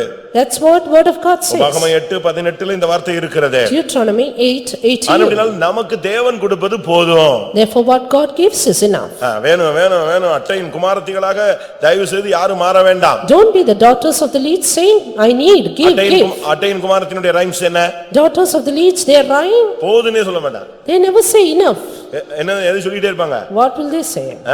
தா தா வேற பாட்டே தெரியாது. Give and no other words. எப்படி இருக்கும்? How will நம்முடைய வாழ்க்கை எப்படி இருக்குன்னு நீங்க பாருங்க. Just see how your life is. போதும் என்கிற மனதுடனே கூடிய தேவ பக்தியே மிகுந்த ஆதாயம் என்று 1 தீமோத்தேயு 6:6 பவுல் பேசுகிறார். 1 Timothy 6:6 says, godliness with contentment is a great gain. போதும் என்கிற மனமே பொன் செய்யும் மருந்துன்னு தமிழ்ல சொல்லுவாங்க. And in the they say godliness that is contentment. தேவனுடைய பிள்ளைக்கு போதும் என்கிற ஒரு மனசு இருக்கணும். And children of God should have contented mind. உங்களுக்கு அப்படி யாருக்காவது இருக்கா? Do anyone of you like அதனால இங்க சொல்லி இருக்கிறது உங்களுடைய சம்பளமே போதும் என்று இருங்கள். That's why be content with your wages. அப்போ 400 ரூபாய் சம்பளம் வாங்குறோம் அதுவே போதும் மத்த நேரம்லாம் படுத்துக்கலாம் இல்ல. சம்பாதிச்சு சம்பளம் வாங்கலாம். ஆனா நீ அநியாயமா ஒருத்தண்ட கைவிட்டு வாங்கிடக்கூடாது, பரிதானம் வாங்கிடக்கூடாது, காசு வாங்கிடக்கூடாது, கிஃப்ட்ங்கிற பேர்ல என்னத்தையாவது வாங்கிடக்கூடாது. And you can earn and have your wages but never take bribes, never borrow from others. ஒருவேளை உனக்கு சம்பளம் மாத்திக்கிட்டே இருப்பாங்க. Maybe they are taking your wages. ஆதியாகமம் 31:41 யாக்கோபு சொல்றாரு அவனுக்கு ஓனர் அவங்க மாமா தான். ஆனா அவர் 10 ட்ரிப் இவன் சம்பளத்தை மாத்தினாரா. Genesis 31:41 Jacob's owner was Laban his uncle, but he changed his wage 10 times. அவன் சொல்றான் உன்னுடைய தகப்பன் எனக்கு சம்பளத்தை 10 ட்ரிப் மாத்திட்டான் அந்த ஆளுன்னு. He said your father changed my wages 10 times. ஆனாலும் அதுக்கு அவன் ஒத்துக்கிட்டே போயிட்டே தான் இருந்தான். But still he accepted it. பிரியமானவர்களே உங்களுக்கு தேவன் கொடுப்பது போதும். Beloved, what God gives is enough. உனக்கு இன்னது தேவை என்று அவர் அறிந்திருக்கிறார். He knows your need. உனக்கு வீடு கொடுக்கணும் அப்படினு பிளான் பண்ணாருன்னா கரெக்ட்டா வீட்டை கொடுப்பார். If he plans to give you a house, he will do it. நான் போன வாரம் ஒரு வீட்டுக்கு போனேன். I went to a house last week. அவங்க வாடகை வீட்ல இருந்தவங்க தான். They were in rented house. அப்போ அவங்களுக்கு ஒரு இடம் கிடந்துச்சு. They had a place, a land. ஆனா வீடு கட்டணும்னு ஆசை. They wanted to build. But கையில காசு கிடையாது. But had no money. அப்போ ஒரு ஊழியக்காரர் சொன்னாரா. Then a servant of God said, நீ சேர்த்து வச்சிட்டு கட்டணும்னு பாக்குறியா? அப்போ வாழ்நாளெல்லாம் சேர்த்து வச்சுக்க மாட்டே. You want to gain and finally build, you cannot do it. இருக்கிறத வச்சிட்டு ஸ்டார்ட் பண்ணு கர்த்தர் தருவார். Start with what you have and God will give. அவங்க அவங்க ஸ்டேட்மென்ட் என்ன சொன்னாங்க தெரியுமா? You know what they stated? நான் அந்த வார்த்தையை கேட்ட உடனே ஓஹோ ஆண்டவரை விசுவாசிச்சு கட்டாம சேர்த்து வச்சிட்டு கட்டணும்னு நினைச்சது தப்பு தானா? சரி இருக்கிறத வச்சு ஜெபம் பண்ணிட்டாங்க நான் ஸ்டார்ட் பண்ணேன். எனக்கு டெடிகேஷன் அன்னைக்கு எல்லா வேலையும் முடிச்சு காணிக்கை கொடுக்கிறதுக்கு எனக்கு 2 லட்சம் ரூபாய் கையில இருந்துச்சுன்னு சொன்னார். I had belief on God's word and I started like that and I finished the dedication, had 2 lakhs to give offering. எப்படி இருக்கும் பாருங்க. Just think. விசுவாசத்தை ட்ரையல் பண்ணி பார்க்கணும். ட்ரை பண்ணி பார்க்கணும். Try to live by faith. உங்களுடைய faith-ஐ நீங்க எக்ஸர்சைஸ் பண்ணுங்க. Exercise your faith. உங்களுடைய விசுவாசம் கிரியை இல்லாவிட்டால் அது செத்து போனது. Faith without work is dead. இந்த செத்து போன கண்ணுக்குட்டிய வைக்கோல் வச்சிருப்பான் அந்த மாடு அப்படியே தலையாடிக்கிட்டே பால் கொடுத்துக்கிற மாதிரி விசுவாசம் செத்து போய் இந்த சபையில நீ காணிக்கை கொடுத்துக்கிட்டே நிக்க கூடாது. As the dead calf is hid with stores, don't be having a dead faith. கர்த்தருக்காக நீ நிக்க வேண்டிய நேரம் வந்து விட்டது. But the time to stand for the Lord is come. உங்கள் சம்பளமே போதும் என்று இருங்க. Be content with your wages. உலக சம்பளம் மாத்திரமல்ல. Not only the wages of this world. உனக்கு இந்த மார்க்கத்துல வந்தா உனக்கு ஒரு சம்பளம் கொடுப்பாரு. He will give you wages in this part. பரலோகத்துல உனக்கு ஒரு சம்பளம் இருக்கு. A reward in heaven. என்ன சம்பளம்? What wages? ஆத்துமாக்களை பாதுகாத்தால். If you preserve the souls. ஆத்துமாக்களை வளர்த்தால் If you grow up souls, அதான் ரொம்ப முக்கியமானது. that is very important. மோசே பிறந்தான். Moses was born, அவனை நாணல் பெட்டியில வச்சு தண்ணியில விட்டுட்டாங்க. kept him in the ark of bulrushes in the water, ஆனாலும் நிம்மதி இல்ல. but no rest. அந்த தாய்க்கு இளைப்பாறுதல் இல்ல. That mother had no rest. தடுமாறிக்கிட்டே இருக்கறா. She was just stumbling, என்ன பண்றதுனே தெரியல. didn't know what to do. அத ஒரு நாணல் பெட்டி செஞ்சு நாணலுக்குள்ள விட்டாச்சு. Made an ark of bulrushes in the water. ஆனா பிள்ளைக்கு என்ன சம்பவிக்குமோ தெரியலையே. I don't know what will happen to the child. அழுது இழுது விடுமோ? அழுதுருமா? Will it cry? எவனாவது கண்டுபிடிச்சு கொன்றுவானா? Will somebody kill it? தண்ணில முங்கி செத்துருமா? Will it die in the water? இப்ப தாய்க்கு அங்க போக முடியல. Now she could not go out. அவளுடைய குடல் கொதிக்குது. Her bowels yearns. ஒரு ஆள் அங்க நிக்குது. But there is one person அவள there. யாரு? She is Miriam. அங்க நின்னுக்கிட்டே இருந்தா. She was standing afar. தண்ணில இந்த பெட்டி எவ்வளவு தூரம் போகுது, எங்க ஸ்டக் ஆகி நிக்குது, அவ பாத்துக்கிட்டே இருந்தா. How long the ark is going, where it is stuck up. பிள்ளைக்கு என்ன சம்பவிக்கும்? What will happen to the child? தன்னுடைய தம்பி இல்லையா? Is it not her younger brother? அந்த பிரதருக்காக அந்த சின்ன பிள்ளையிலேயே அவ மைண்ட் ஓடிக்கிட்டே இருந்துச்சு. Right in that young age, her mind was running after that boy. அதனாலதான் மிரியாமன் கர்த்தர் தண்டிச்சாலும் அவளை விடல. That's why though God rebuked Miriam, he did not spare. அவளை தண்டித்தாலும் கர்த்தர் இரக்கம் பாராட்டினார். Though he punished her, the Lord had mercy. இவ வெயிட் பண்ணிட்டே இருக்கறா. Now she's இப்ப பார்வோனுடைய குமாரத்தி வந்து அங்க குளிக்க வர்றா. இதெல்லாம் நமக்கு எல்லாருக்கும் தெரியும். Pharaoh's daughter came there to take baths. இப்ப பிள்ளை அழுகுது. Now the child is இந்த crying. பிள்ளை எப்படி என்ன பண்றது? What to do with this child? எப்படி வளர்க்கிறது? How to grow it up? அப்படி ஒரு क्वेश्चन வருது உள்ள. A question came like that. அப்பனா அங்க இந்த பிள்ளை ஓடி வர்றா. And it is at that time Miriam came up. எவ்வளவு அருமையான ஒரு வார்த்தை. See what a beautiful word. வாசியுங்கள். யாத்திராகமம் 2ஆம் அதிகாரம் 7ஆம் வசனம். Exodus 2:7. அப்பொழுது அதன் தமக்கை பார்வோனின் குமாரத்தியை நோக்கி, உமக்கு இந்த பிள்ளையை வளர்க்கும்படி எபிரேய ஸ்திரீகளில் பால் கொடுக்கிற ஒருத்தியை நான் போய் உம்மிடத்தில் அழைத்து கொண்டு வரட்டுமா என்றாள். எப்படிப்பட்ட ஒரு ஸ்டேட்மெண்ட் கொடுக்கற பாருங்க. See what a beautiful statement she gave. பார்வோனுடைய குமாரத்தியவே ஒரே வசனத்துல கவுத்துன ஒரு ஆள் இவதான். And she is the person who overthrew Pharaoh's daughter in a word. ஆத்துமாக்கள்ட்ட எப்படி பேசணும்னு தெரியணும். Know how to speak to souls. புருஷன்ட்ட எப்படி பேசணும்னு தெரியணும், மனைவிட்ட எப்படி பேசணும்னு தெரியணும், ஓனர்ட்ட எப்படி பேசணும்னு தெரியணும், ஊழியக்காரன்ட்ட எப்படி பேசணும்னு தெரியணும். Know how to speak to husband or wife or to owners or to the servants of God. ஒரு புதிய ஆத்துமாட்ட எப்படி பேசணும் நமக்கு தெரியணும். Know how to speak to a new soul. ஒருவேளை உங்களுக்கு பிசினஸ் மேனேஜ்மென்ட் தெரியும். Or maybe you know the business life. Business management தெரியும். You may know business management. Pastor Joel அவர்கள் அடிக்கடி சொல்லுகிற ஒரு வார்த்தை மேன் மேனேஜ்மென்ட் தெரியணும்னு சொல்லுவாரு. Very often Pastor Joel used to say, you should know man management. உங்களுக்கு எல்லாம் business management தெரியும், hotel management தெரியும். ஆனா man management, அதாவது மனுஷனை எப்படி கவர்ந்தெழுக்கணும்னு உனக்கு தெரியணும். You may know business management, hotel management, but know how to manage the souls. இவ அழகா போய் ஒரு வார்த்தை பேசினா, பால் கொடுக்கிற ஒரு தாயை கொண்டு வரட்டுமா அப்படினு. She beautifully said, may I bring the nurse to the child? அழைச்சிட்டு வான்னு சொன்னா. She said, bring. யாரை போய் கூட்டி வந்தா? Whom did she bring? பக்கத்து வீட்ல ஒரு ஆளை கூட்டி வந்தாளா? Did she bring a nearby girl? யாரை கொண்டு வந்தா? Whom did she கரெக்ட்டா bring? அந்த பிள்ளையுடைய தாயவே கொண்டு வந்து நிப்பாட்டிட்டா. Exactly the child's mother. 9ஆம் வசனம். Verse 9. பார்வோனுடைய குமாரத்தி அவளை நோக்கி, நீ இந்த பிள்ளையை எடுத்துக்கொண்டு போய் அதை எனக்கு வளர்த்திடு, நான் உனக்கு சம்பளம் கொடுக்கிறேன் என்றால். எப்படி? நீ இந்த பிள்ளையை எடுத்து கொண்டு போய் எனக்காக வளர்த்தா உனக்கு சம்பளம் கிடைக்கும். If you grow up this child, I will give you wages. பாவத்திலும் சாபத்திலும் அழிந்து போய் கொண்டிருக்கிற ஆத்துமாக்களை நீ எடுத்து கர்த்தருக்காக வளர்த்தினா உனக்கு ஒரு சம்பளம் உண்டு. If you take up the souls in sin and captivity and grow it up for the Lord, you have wages. அதுதான் ரொம்ப முக்கியமானது. That is very important. உன் பிள்ளையை நல்லா வளர்க்கற அது தப்பு இல்ல. Grow up your child, it's good. தமிழ்ல சொல்லுவான். In Tamil there's ஊரான் பிள்ளையை ஊட்டி வளர்த்தா உன் பிள்ளை தானா வளரும்னு சொல்லுவான். கேட்டிருக்கீங்களா? தமிழ்ல இருக்கீங்க. Feed the neighbor's child and your child will grow up by itself. இன்னொருத்தன் பிள்ளையை நீ ஊட்டி வளர்த்தா உன் பிள்ளை என்ன செய்யுமா? தானா வளருமா? If you feed another's child, your child will grow up by itself. நீங்க எத்தனை ஆத்துமாக்களை நீங்க ஊட்டி வளர்க்கறீங்க? How many souls do you feed? இந்த பிள்ளையை எனக்காக நீ வளர்த்திடு, நான் அதற்கு உனக்கு சம்பளம் தருகிறேன். Grow up this child for me and I will give you உனக்கு wages. பரலோகத்துல எனக்கும் உனக்கு ஒரு சம்பளம் இருக்கு. You and me have wages in heaven. wages எப்படி தீர்மானிக்கப்படுகிறது? How is it decided? எதை வைத்து உனக்கு இன்சென்டிவ் கொடுக்கப்படுகிறது? With what is that incentive determined? உன்னுடைய பேசிக் என்ன? What is the நீ basic? எத்தனை ஆத்துமாவை வளர்த்த, How many souls did you grow up? எத்தனை பேருக்கு ஞானப்பால் கொடுத்தாய், How many did you give the wise எத்தனை word? பேருக்கு வசனம் சொல்லி ஆண்டவர் பக்கம் நீ கொண்டு வந்து இந்த கிருபையில இந்த உபதேசத்தை நீ வளர்த்திருக்கிற, அப்படியானால் உனக்கு சம்பளம் கொடுப்பேன். To how many did you give the word and grow up in the doctrine? Then I will give you wages. தீர்க்கதரிசன புத்தகத்துல நீங்க பார்க்கும் பொழுது Prophetical books. வேதம் என்ன சொல்லுகிறது? What does word of God say? ராஜாக்கள் உன்னை வளர்க்கும் தந்தைகள், Kings shall be thy nursing fathers. அவருடைய நாயகிகள் உன்னை வளர்க்கும் கை தாய்கள். And their queens thy nursing mothers. ராஜாக்கள் என்று சொன்னா சும்மா இருந்திடக்கூடாது. Kings are no ordinary people. ஏசாயா 49:23. Isaiah 49:23. ராஜாக்கள் உன்னை வளர்க்கும் தந்தைகள், Kings shall be thy nursing fathers. அவர்களுடைய நாயகிகள் உன் கை தாய்கள். Queens thy nursing mothers. இதுதான் ரொம்ப முக்கியமானது. Very important. இன்னைக்கு எத்தனை பேர் நாம் மற்றவர்களை வளர்க்கிறோம்? How many of us nurse others? ஆத்துமாக்களை வளர்க்கிறீங்களா? Are you nursing up souls? இல்ல கள்ளிப்பால் கொடுத்து கொன்றீங்களான்னு பாருங்க. Or are you killing them? சிசுக்கொலை பண்றீங்களான்னு பாருங்க. Are you doing infant killing? எத்தனை ஆத்துமாக்களை உங்கள் மூலமாய் வளர்க்கப்பட்டு இந்த சத்தியத்திலே ஊன்ற கட்டப்பட்டிருப்பார்கள். How many souls are built up hard in this doctrine by நீ you? எத்தனை மோசேயை வளர்த்தையோ அத்தனை மோசேக்கும் உனக்கு சம்பளம் உண்டு.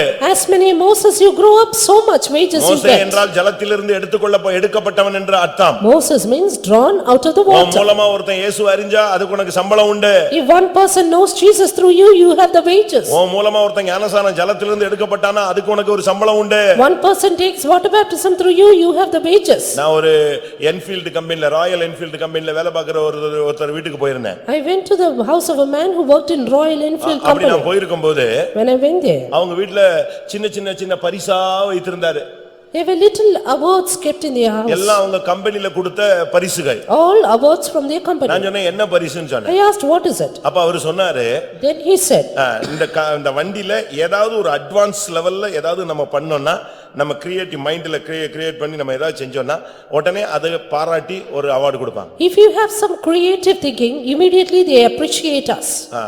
அதுதான் அவங்களுடைய அந்த கம்பெனியுடைய வளர்ச்சிக்கு ரொம்ப முக்கியமானது. Because that is very important for the growth of the company. அதுபோல இந்த சபையின் வளர்ச்சிக்கு நீ என்ன செஞ்சிருக்கிற? What have you done for the growth of the church? நான் இந்த காணிக்கை காசெல்லாம் நான் பத்தி பேசல. We are not talking about offerings and நீ tithes. பரலோகத்துல போகும்பொழுது வெறுங்கையா போயிர கூடாது. Don't go empty handed to உனக்கு heaven. பின்னால ஒரு பெரிய டீமே வந்து நிக்கணும். And there should be a big team behind you. உதிக்கிற உன்னுடைய ஒளிநிலத்துக்கு ராஜாக்கள் நடந்து வருவார்கள். And kings shall come to the brightness of thy rising. அந்த பார்வோனுடைய குமாரத்தி சொல்றா, இந்த பிள்ளையை எனக்காக வளர்த்திடு, நான் உனக்கு சம்பளம் தருகிறேன். Pharaoh's daughter said, grow up this child for me, I will give இந்த you உலகத்துல wages. உனக்கு கார் வேணும்னா கர்த்தர் கார் தருவாரு. And if you want the car, God will give you. உனக்கு 10 கார் தான் தேவைனா 10 காரும் தருவாரு. ஆண்டவருக்கு முடியும். You want 10 cars, God, He will give you. தேவனால் கூடாதது ஒண்ணுமே கிடையாது. Nothing impossible with God. ஒரு காலத்துல நமக்கெல்லாம் காரே கிடையாது மிஷன்ல. In one hand, the mission doesn't have ஆனா such இன்னைக்கு cars. பாத்தீங்கன்னு சொன்னா நம்ம ஃபைத்தம் கார் நிப்பாட்டுறதுக்கே நமக்கு இடம் இல்ல. But today, we don't have sufficient place to அதனால place. தேவன் நீ அந்த பிள்ளையை வளர்க்கத்தான் உனக்கு சம்பளம் கொடுத்துக்கிட்டே இருப்பாரு. வளர்ச்சி உனக்கு ஆசீர்வாதம் வந்துகிட்டே இருக்கும். God will give you wages if you grow the child. கடைசியாக Finally, அப்போஸ்தலர் 10ஆம் அதிகாரம் Acts 10, 7ஆம் வசனத்துல 7, ஒரு போர் சேவகனை பத்தி பைபிள் சொல்லுகிறது. about a soldier. கொர்நேலியு தன்னுடனே பேசின தேவதூதன் போன பின்பு தன் வீட்டு மனுஷரில் 2 பேரையும் தன்னிடத்தில் சேவிக்கிற போர் சேவகரில் தேவ பக்தியுள்ள ஒருவனையும் அழைத்து, And when the angel which spake unto Cornelius was departed, he called 2 of his household servants and devout soldier of them that waited on him continually. தேவ பக்தியுள்ள ஒரு போர் சேவகன். Devout soldier. வேதம் சொல்லுகிற 4 போர் சேவகர்களை நான் சொல்லிட்டு வர்றேன். I am telling about the good நீ எடுக்கன் soldiers. செய்யாத போர் சேவகனாயிரு. You should be a good soldier for பொய்யாய் Jesus, குற்றம் சாட்டாத ஊழியக்காரனாயிரு. who doesn't do violence and accuse உனக்கு others. கர்த்தர் கொடுக்கிறது போதும்னு ஸ்தோத்திரம் பண்ணு. A soldier who is content with the wages. கர்த்தாவே நீர் எனக்கு கொடுத்தது போதும். Whatever you give me is enough, Lord. உனக்கு தேவைன்னா உன்னை கரெக்ட்டா கொண்டு வந்து எல்லாம் தருவாரு. If you need, God will exactly bring you out. இப்போ அடுத்த ஒரு ஊழியக்காரனை வேதம் சுட்டி காட்டுகிறது. The next soldier pointed out, கொர்நேலியுடைய வேலைக்காரன் அவன் தேவ பக்தியுள்ள ஒரு போர் சேவகன். devout soldier in the household of Cornelius. தேவ பக்தினா என்ன? What is devoutness? அநேகர் பெண்டிகாஸ்ட்ல வந்த உடனே கை தட்டுறது தேவ பக்தின்னு நினைக்கிறாங்க. Many think clapping the hands is godliness. அபிஷேகம் இல்லாம என்ன கை தட்டி என்ன பிரயோஜனம்? Infilling of the anointing, அபிஷேகம் இல்லாம கை தட்டி என்ன பிரயோஜனம்? what is the use of it? யாக்கோபு 1ஆம் அதிகாரம் 27ஆம் வசனம் என்ன சொல்லுகிறது? James 1:27, சுத்தமான பக்தி, pure godliness. திக்கற்ற பிள்ளைகளும் விதவைகளும் படுகிற உபத்திரவத்திலே அவர்களை விசாரிக்கிறதும் உலகத்தால் கரைபடாதபடிக்கு தன்னை காத்துக்கொள்ளுகிறதுமே பிதாவாகிய தேவனுக்கு முன்பாக மாசில்லாத சுத்தமான பக்தியாயிருக்கிறது. சுத்தமான பக்தி, Pure religion. கொரிந்தியர்ல நாம் பார்க்கும் பொழுது In Corinthians, பரிசுத்தமாகுதலை தேவ பயத்தோடு பூர்ணப்படுத்த கடவோம். perfecting holiness in the fear of God. இந்த பக்தினா என்ன? What is this உலகத்தால godliness? நீ கரைபடவே கூடாது. Not being spotted by the world. உலகத்தினால் கரைபட்டவன் பக்தி உள்ளவன் அல்ல. If you are spotted, you are not godly. இந்த தேவ பக்தி உள்ள இந்த இந்த போர் சேவகன் This devout soldier, என்ன யாரோட இருந்தா? முதலாவது first with whom? முதலாவது கொர்நேலியோட இருந்தான். With Cornelius. இரண்டாவது இப்போ பேதுருவோடு சேர்ந்துட்டான். Secondly, joined with Peter. இது எதை காண்பிக்கிறது? What is the நீ show? ஒரு தேவ பக்தி உள்ள ஒரு போர் சேவகன் ஆனால் If you are a devout soldier, நீ அதனுடைய உன்னுடைய பகுதி என்ன? what is your part? நீ பேதுருவோடு இணைய வேண்டும். You should be knit with God. கொலோசியர் 1:12 படி Colossians 1:12. ஒளியிலுள்ள பரிசுத்தவான்களுடைய சுதந்திரத்தில் நீ பங்கடைய வேண்டும். You should be partakers with the saints in light. கொர்நேலியு ஒரு பரிசுத்தவான் தான். Cornelius is a saint, ஒரு தேவனுடைய மனுஷன் தான். a man of God, எப்பொழுதும் ஜெபிக்கிறவன் தான். always praying. தேவதூதன் அவனுக்கு தரிசனமாவான். Angel of God appears, அவன் கூட இருந்து இவனுக்கு தேவபக்தி உண்டானது. and he had devoutness through him. ஆனா இப்ப நாட்கள் நிறைவேறின பொழுது But when the time was இவன் fulfilled, பேதுருவோடு பயணிக்கிறவனாய் மாறினான். he joined with Peter, அப்போஸ்தலரோடு இணைந்து கொள்ளுகிறவனாய் மாறினான். knit with the apostles, ஒளியிலுள்ள பரிசுத்தவான்களுடைய சுதந்திரத்தில் நீ பங்கடையும்படியாக இது உன்னை அழைக்கிறது. calls you to be partakers of the inheritance of the saints in இப்ப light. அடுத்து என்ன நடந்தது? Nextly, அப்போஸ்தலர் 10ஆம் அதிகாரத்துல நாம் பார்க்கும் பொழுது Acts 10, 44 46 வசனங்கள்ல பார்க்கும் பொழுது இந்த தேவபக்தி உள்ளவனும் அங்கே இருந்து அபிஷேகத்தை பெற்றுக் கொள்கிறான். 44, 46, this devout man received the anointing. அப்போஸ்தலர் 11:1 பார்க்கும் பொழுது 11:1, அந்த வீட்ல இருந்த எல்லாரும் தேவ வசனத்தை ஏற்றுக்கொண்டார்கள். all the people accepted the word of நீ ஒரு God. போர்ச்சேவகனானால் இந்த உபதேசத்தை ஏற்றுக்கொள். If you are a soldier, accept this. நீ ஒரு போர்ச்சேவகனானால் ஒளியிலுள்ள பரிசுத்தவான்களுடைய சுதந்திரத்தில் பங்கெடுத்துக்கொள். If you are a soldier, partake of the inheritance of the நீ ஒரு saints. போர்ச்சேவகனானால் இந்த மார்க்கத்தில் வருகிற தீங்கை நீ அனுபவி. If you are the soldier, endure the evil in this path.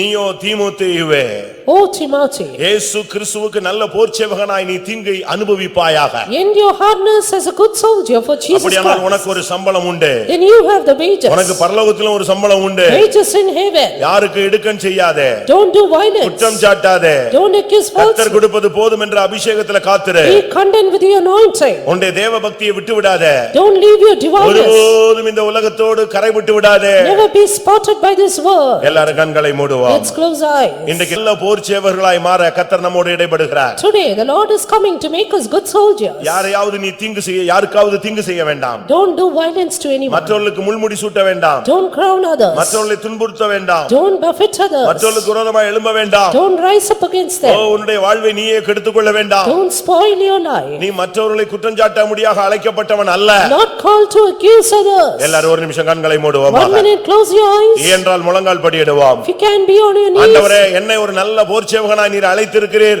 அந்த வாழ்க்கைக்காக என்னை சமர்ப்பிக்கிறேன் என்று சொல்லுகிறவர்கள் முழங்கால் படியிடுவோம். Lord, you call me as a good soldier. I surrender myself, then kneel கர்த்தருக்கு down. நல்ல போர்ச்சேவகர்களுக்காக கர்த்தருடைய வார்த்தை வந்து கொண்டிருக்கிறது. The word of the Lord is for the good soldiers. கர்த்தர் உன்னை யுத்த வீரனாய் காண்கிறார். God sees you as a soldier. ஏனென்றால் அவர் ஒரு சேனாபதியாக உனக்கு முன்பாக நிற்கிறார். Because he stands as a captain. நீ அவருக்கு பின்னால் ஒரு போர்ச்சேவகனாய் நில். And stand as a soldier behind. யுத்த களத்திலே போர்க்களத்து முனையிலே மரணத்துக்கு துணிந்து நிற்பாயாக. Stand in the front, in the battle front for bear. சவுலுடைய போர்ச்சேவகனை போல முதுகு காட்டி ஓடி விடாதே. Don't run away turning your back like Saul's நீ soldiers. கொர்நேலியுடைய போர்ச்சேவகனாய் மாறு. Become the soldier of Cornelius. தேவ பக்தி உள்ளவனாய் மாறு. Become devout. ஒளியிலுள்ள பரிசுத்தவான்களோடு சேர்ந்து கொள். Join with the saints in light. நல்ல அபிஷேகத்துக்கு உன்னை நிரப்பிக்கொள். Receive a good anointing. இந்த வசனத்தை நீ ஏற்றுக்கொள்வாயாக. Accept this word. இடுக்கண் செய்ய மாட்டேன் என்று தீர்மானித்துக்கொள். Decide to do no violence. யாரையும் குற்றம் சாட்ட மாட்டேன். Decide not to accuse. கர்த்தர் எனக்கு கொடுத்தது போதும். What God given me is enough. அப்படி சொல்றவங்க எல்லாம் கண்களை மூடுங்க பார்க்கலாம். Those who say that, close your தலையை eyes. உயர்த்துங்க. Lift up your eyes. ஆமென். பலவீனத்துக்கு நீங்க இடம் கொடுக்காதீங்க. Don't give place to your weakness. பொல்லாத ஆவிகளுக்கு இடம் கொடுக்காதீங்க. Don't give place to evil work. ஆமென். கர்த்தர் உன்னோடு பேசிக் God கொண்டிருக்கிறார். is speaking to you. இந்த கூட்டத்துல வந்த உனக்கு ஒரு தூது. A message for you. என் மகனே, நீ என்னுடைய போர்ச்சேவகன். My son, you are my N soldier. மகளே, நீ எனக்காக நீ ஒரு போர்ச்சேவகனாய் அழைக்கப்பட்டிருக்கிறாய். My daughter, you you are called to be a soldier. போராட்டங்களை கண்டு பயப்படாதே. Don't be afraid of conflicts. போராட்டங்களை கண்டு பின்வாங்காதே. Don't backslide. போராட்டங்களை கண்டு துக்கப்படாதே. Don't be grieved. நீ இதற்காகவே அழைக்கப்பட்டாய். You are called for me. நீ இதற்காகவே அழைக்கப்பட்டாய். It is for this நீ you are called. இதற்காகவே அழைக்கப்பட்டாய். You are called for this. ஓ நீ யாருக்கு இடுக்கண் செய்யும்படியாக அழைக்கப்பட்டவன் அல்ல. You are not called to do violence. நீ யாரையும் குற்றம் சாட்டும்படி அழைக்கப்பட்டவன் அல்ல. You are not called to accuse anyone. பணத்துக்கு பின்னால் போகும்படி அழைக்கப்பட்டவன் அல்ல. Not called to go after money. நீ தேவபக்தி உள்ளவனாய் கர்த்தருக்காக நிற்கும்படியாய் அழைக்கப்பட்டவன். As a devout man, you are called to stand for God. கர்த்தர் இன்னைக்கு ஒப்பு கொடுக்கிறவங்களுக்கு ஒரு நல்ல ஒரு அபிஷேகத்தை தரப்போகிறார். God is anointing those who surrender. கொர்நேலியுவின் வீட்டில் இருந்த யாவர் மேலும் பரிசுத்த ஆவி இறங்கினார். Holy Ghost descended upon all in the house of Cornelius. இந்த ஹால்ல இருக்கிற எல்லார் மேலும் ஆவியானவர் இறங்குவாராக. Yes, may the Spirit of God descend upon all here. நான் இயேசுவுக்கு ஒரு நல்ல போர்ச்சேவனாய் இருக்க விரும்புகிறேன் சொல்றவங்க உங்களுடைய கரங்களை உயர்த்துங்கள். Those who say, I want to be a good soldier, lift up your hands. அப்படியானால் இப்பொழுதே நீ சர்வாயுத வர்க்கத்தை தரித்துக்கொள். Right now, put on the whole armor. இப்பொழுதே கர்த்தருடைய பட்டயத்தை எடுத்துக்கொள். Take the sword of God. கர்த்தருடைய பட்டயத்தை சொல்லி உன் பெயரை அதுல உபயோகப்படுத்து. Use the sword of God and use your name. கர்த்தரின் பட்டயம் கிதியோனின் பட்டயம் என்று சொன்னார்கள். Sword of the Lord is the sword of Gideon. இன்னைக்கு இந்த நீ போர்ச்சேவகன் அல்லவா? Are you not a soldier? நீ தெரிந்து கொள்ளப்பட்டவன் அல்லவா? Are you not the elect? நீ அபிஷேகம் பண்ணப்பட்டவன் அல்லவா? Are you not the anointed? வாயை திறந்து சொல்லுங்க. Open your mouth and tell. கர்த்தருடைய பட்டயத்தை சொல்லிட்டு உன் பெயரை சொல்லி என்னுடைய பட்டயம் என்று சொல். Say the sword of the Lord and use your name. கர்த்தருடைய பட்டயம் என்னுடைய பட்டயம். The sword of the Lord is my sword. கர்த்தர் உன்னை பலப்படுத்துகிறார். The Lord is strengthening நீ you. ஜெயிக்கும்படியாக அழைக்கப்பட்ட ஒரு நபர். You are called to be victorious. எல்லாரும் கண்களை மூடி பலப்படுத்திக் கொள்ளுங்க. Close your eyes, strengthen yourself. நீ இந்த யுத்த களத்துல தோற்று போக கூடாது. You should not be defeated. இந்த வருஷத்தின் துவக்கத்திலேயே நீ ஒரு சோல்ஜர்னு கர்த்தர் உன்கிட்ட பேசியிருக்கிறார். கர்த்தர் என்கிட்ட தான் பேசினாரு, எனக்கு தான் பேசிட்டு இருக்கிறாரு என்று எத்தனை பேர் நிச்சயித்துக் கொண்டீர்கள்? இன்னைக்கு நான் தீர்மானிக்கிறேன், நான் இயேசுவின் போர் வீரன். அதனாலதான் எனக்கு பிரச்சனை வருது. ஆனா கர்த்தர் சேனாபதியாயிருக்கிறார், நான் ஜெயிப்பேன். ஹல்லேலூயா. எத்தனை பேர் விசுவாசிக்கிறீர்கள்? நீங்க ஒப்பு கொடுங்க. கர்த்தர் ஒரு அபிஷேகத்தை உன்மேல் போட போகிறார். திடாபக்கா திடானியா கராபக்கா திடானியா. ஹல்லேலூயா. திவ்யா ராமானாஷாதா. நீங்க போல்டா நின்னாலே போதும். பைபிள் சொல்லுகிறது, நீ எதிர்த்து மட்டும் நில்லு, அவன் ஓடி போவான். இப்ப நீ முழங்கால் நின்று எதிர்த்து நிற்கிறாய். கிறிஸ்துவின் நல்ல போர் சேவகனா நீ எதிர்த்து நில்லு, அவன் துரத்துவார் இல்லாமல் ஓடுவார். சிபாலாபாகா தீதாபாலாகா தீதபிகா தரகரா. ஹல்லேலூயா ஹல்லேலூயா. தலகர்த்த நாம் இயேசு நின்று பலனீந்திடுவார் என்று. தலகர்த்த நாம் இயேசு நின்று பலனீந்திடுவார் நிற்கிறதாக எண்ணிக்கொள்ள வேண்டாம். ஒரு பெரும் திரள் ஜனங்கள் கர்த்தருக்காய் கடைசி நாட்களில் ஜீவனை பலியாய் ஒப்பு கொடுத்துக் கொண்டிருக்கிறார்கள். காரணம் என்ன? அவர்கள் தரிசனம் தங்களுக்கு முன்பாக ஜெயவேந்தராய் இயேசு நிற்கிறதை காண்கிறார்கள். ஆமென். எத்தனை பேர் விசுவாசிக்கிறீர்கள்? உன் யுத்தத்தில் ஒருத்தர் முன்னால் போய் கொண்டிருக்கிறார். எத்தனை பேருக்கு அந்த நிச்சயம் இருக்கிறது?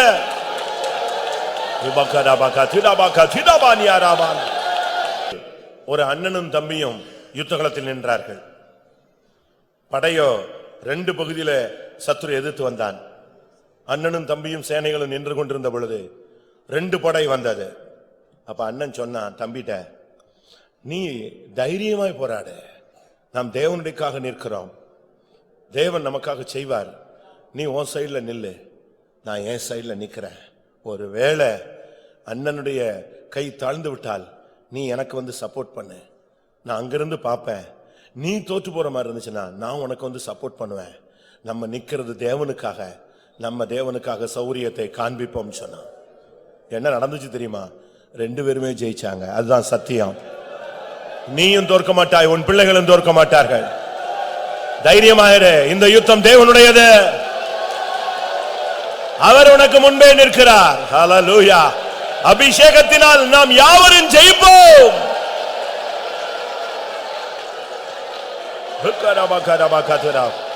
அவராவியினால் புது பலன் அடைந்து ஜெய வீரராய் நின்றிடுவோம்.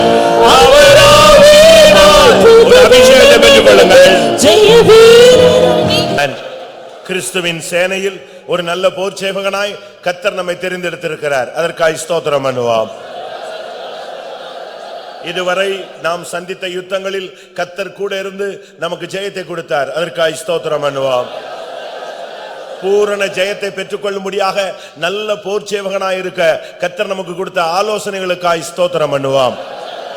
தேவனுடைய வசனத்தின்படி வாழ்ந்து ஒரு தேவ பக்தியுள்ள ஒரு சந்ததியாய் மாறி ஆண்டவருக்காக நின்று ஆண்டவருக்காக ஜெயித்து ஆண்டவர் ஒரு பொழுது அவரை சந்திக்க அருள் செய்ய முடியாய் ஸ்தோத்திரம் பண்ணுவோம்.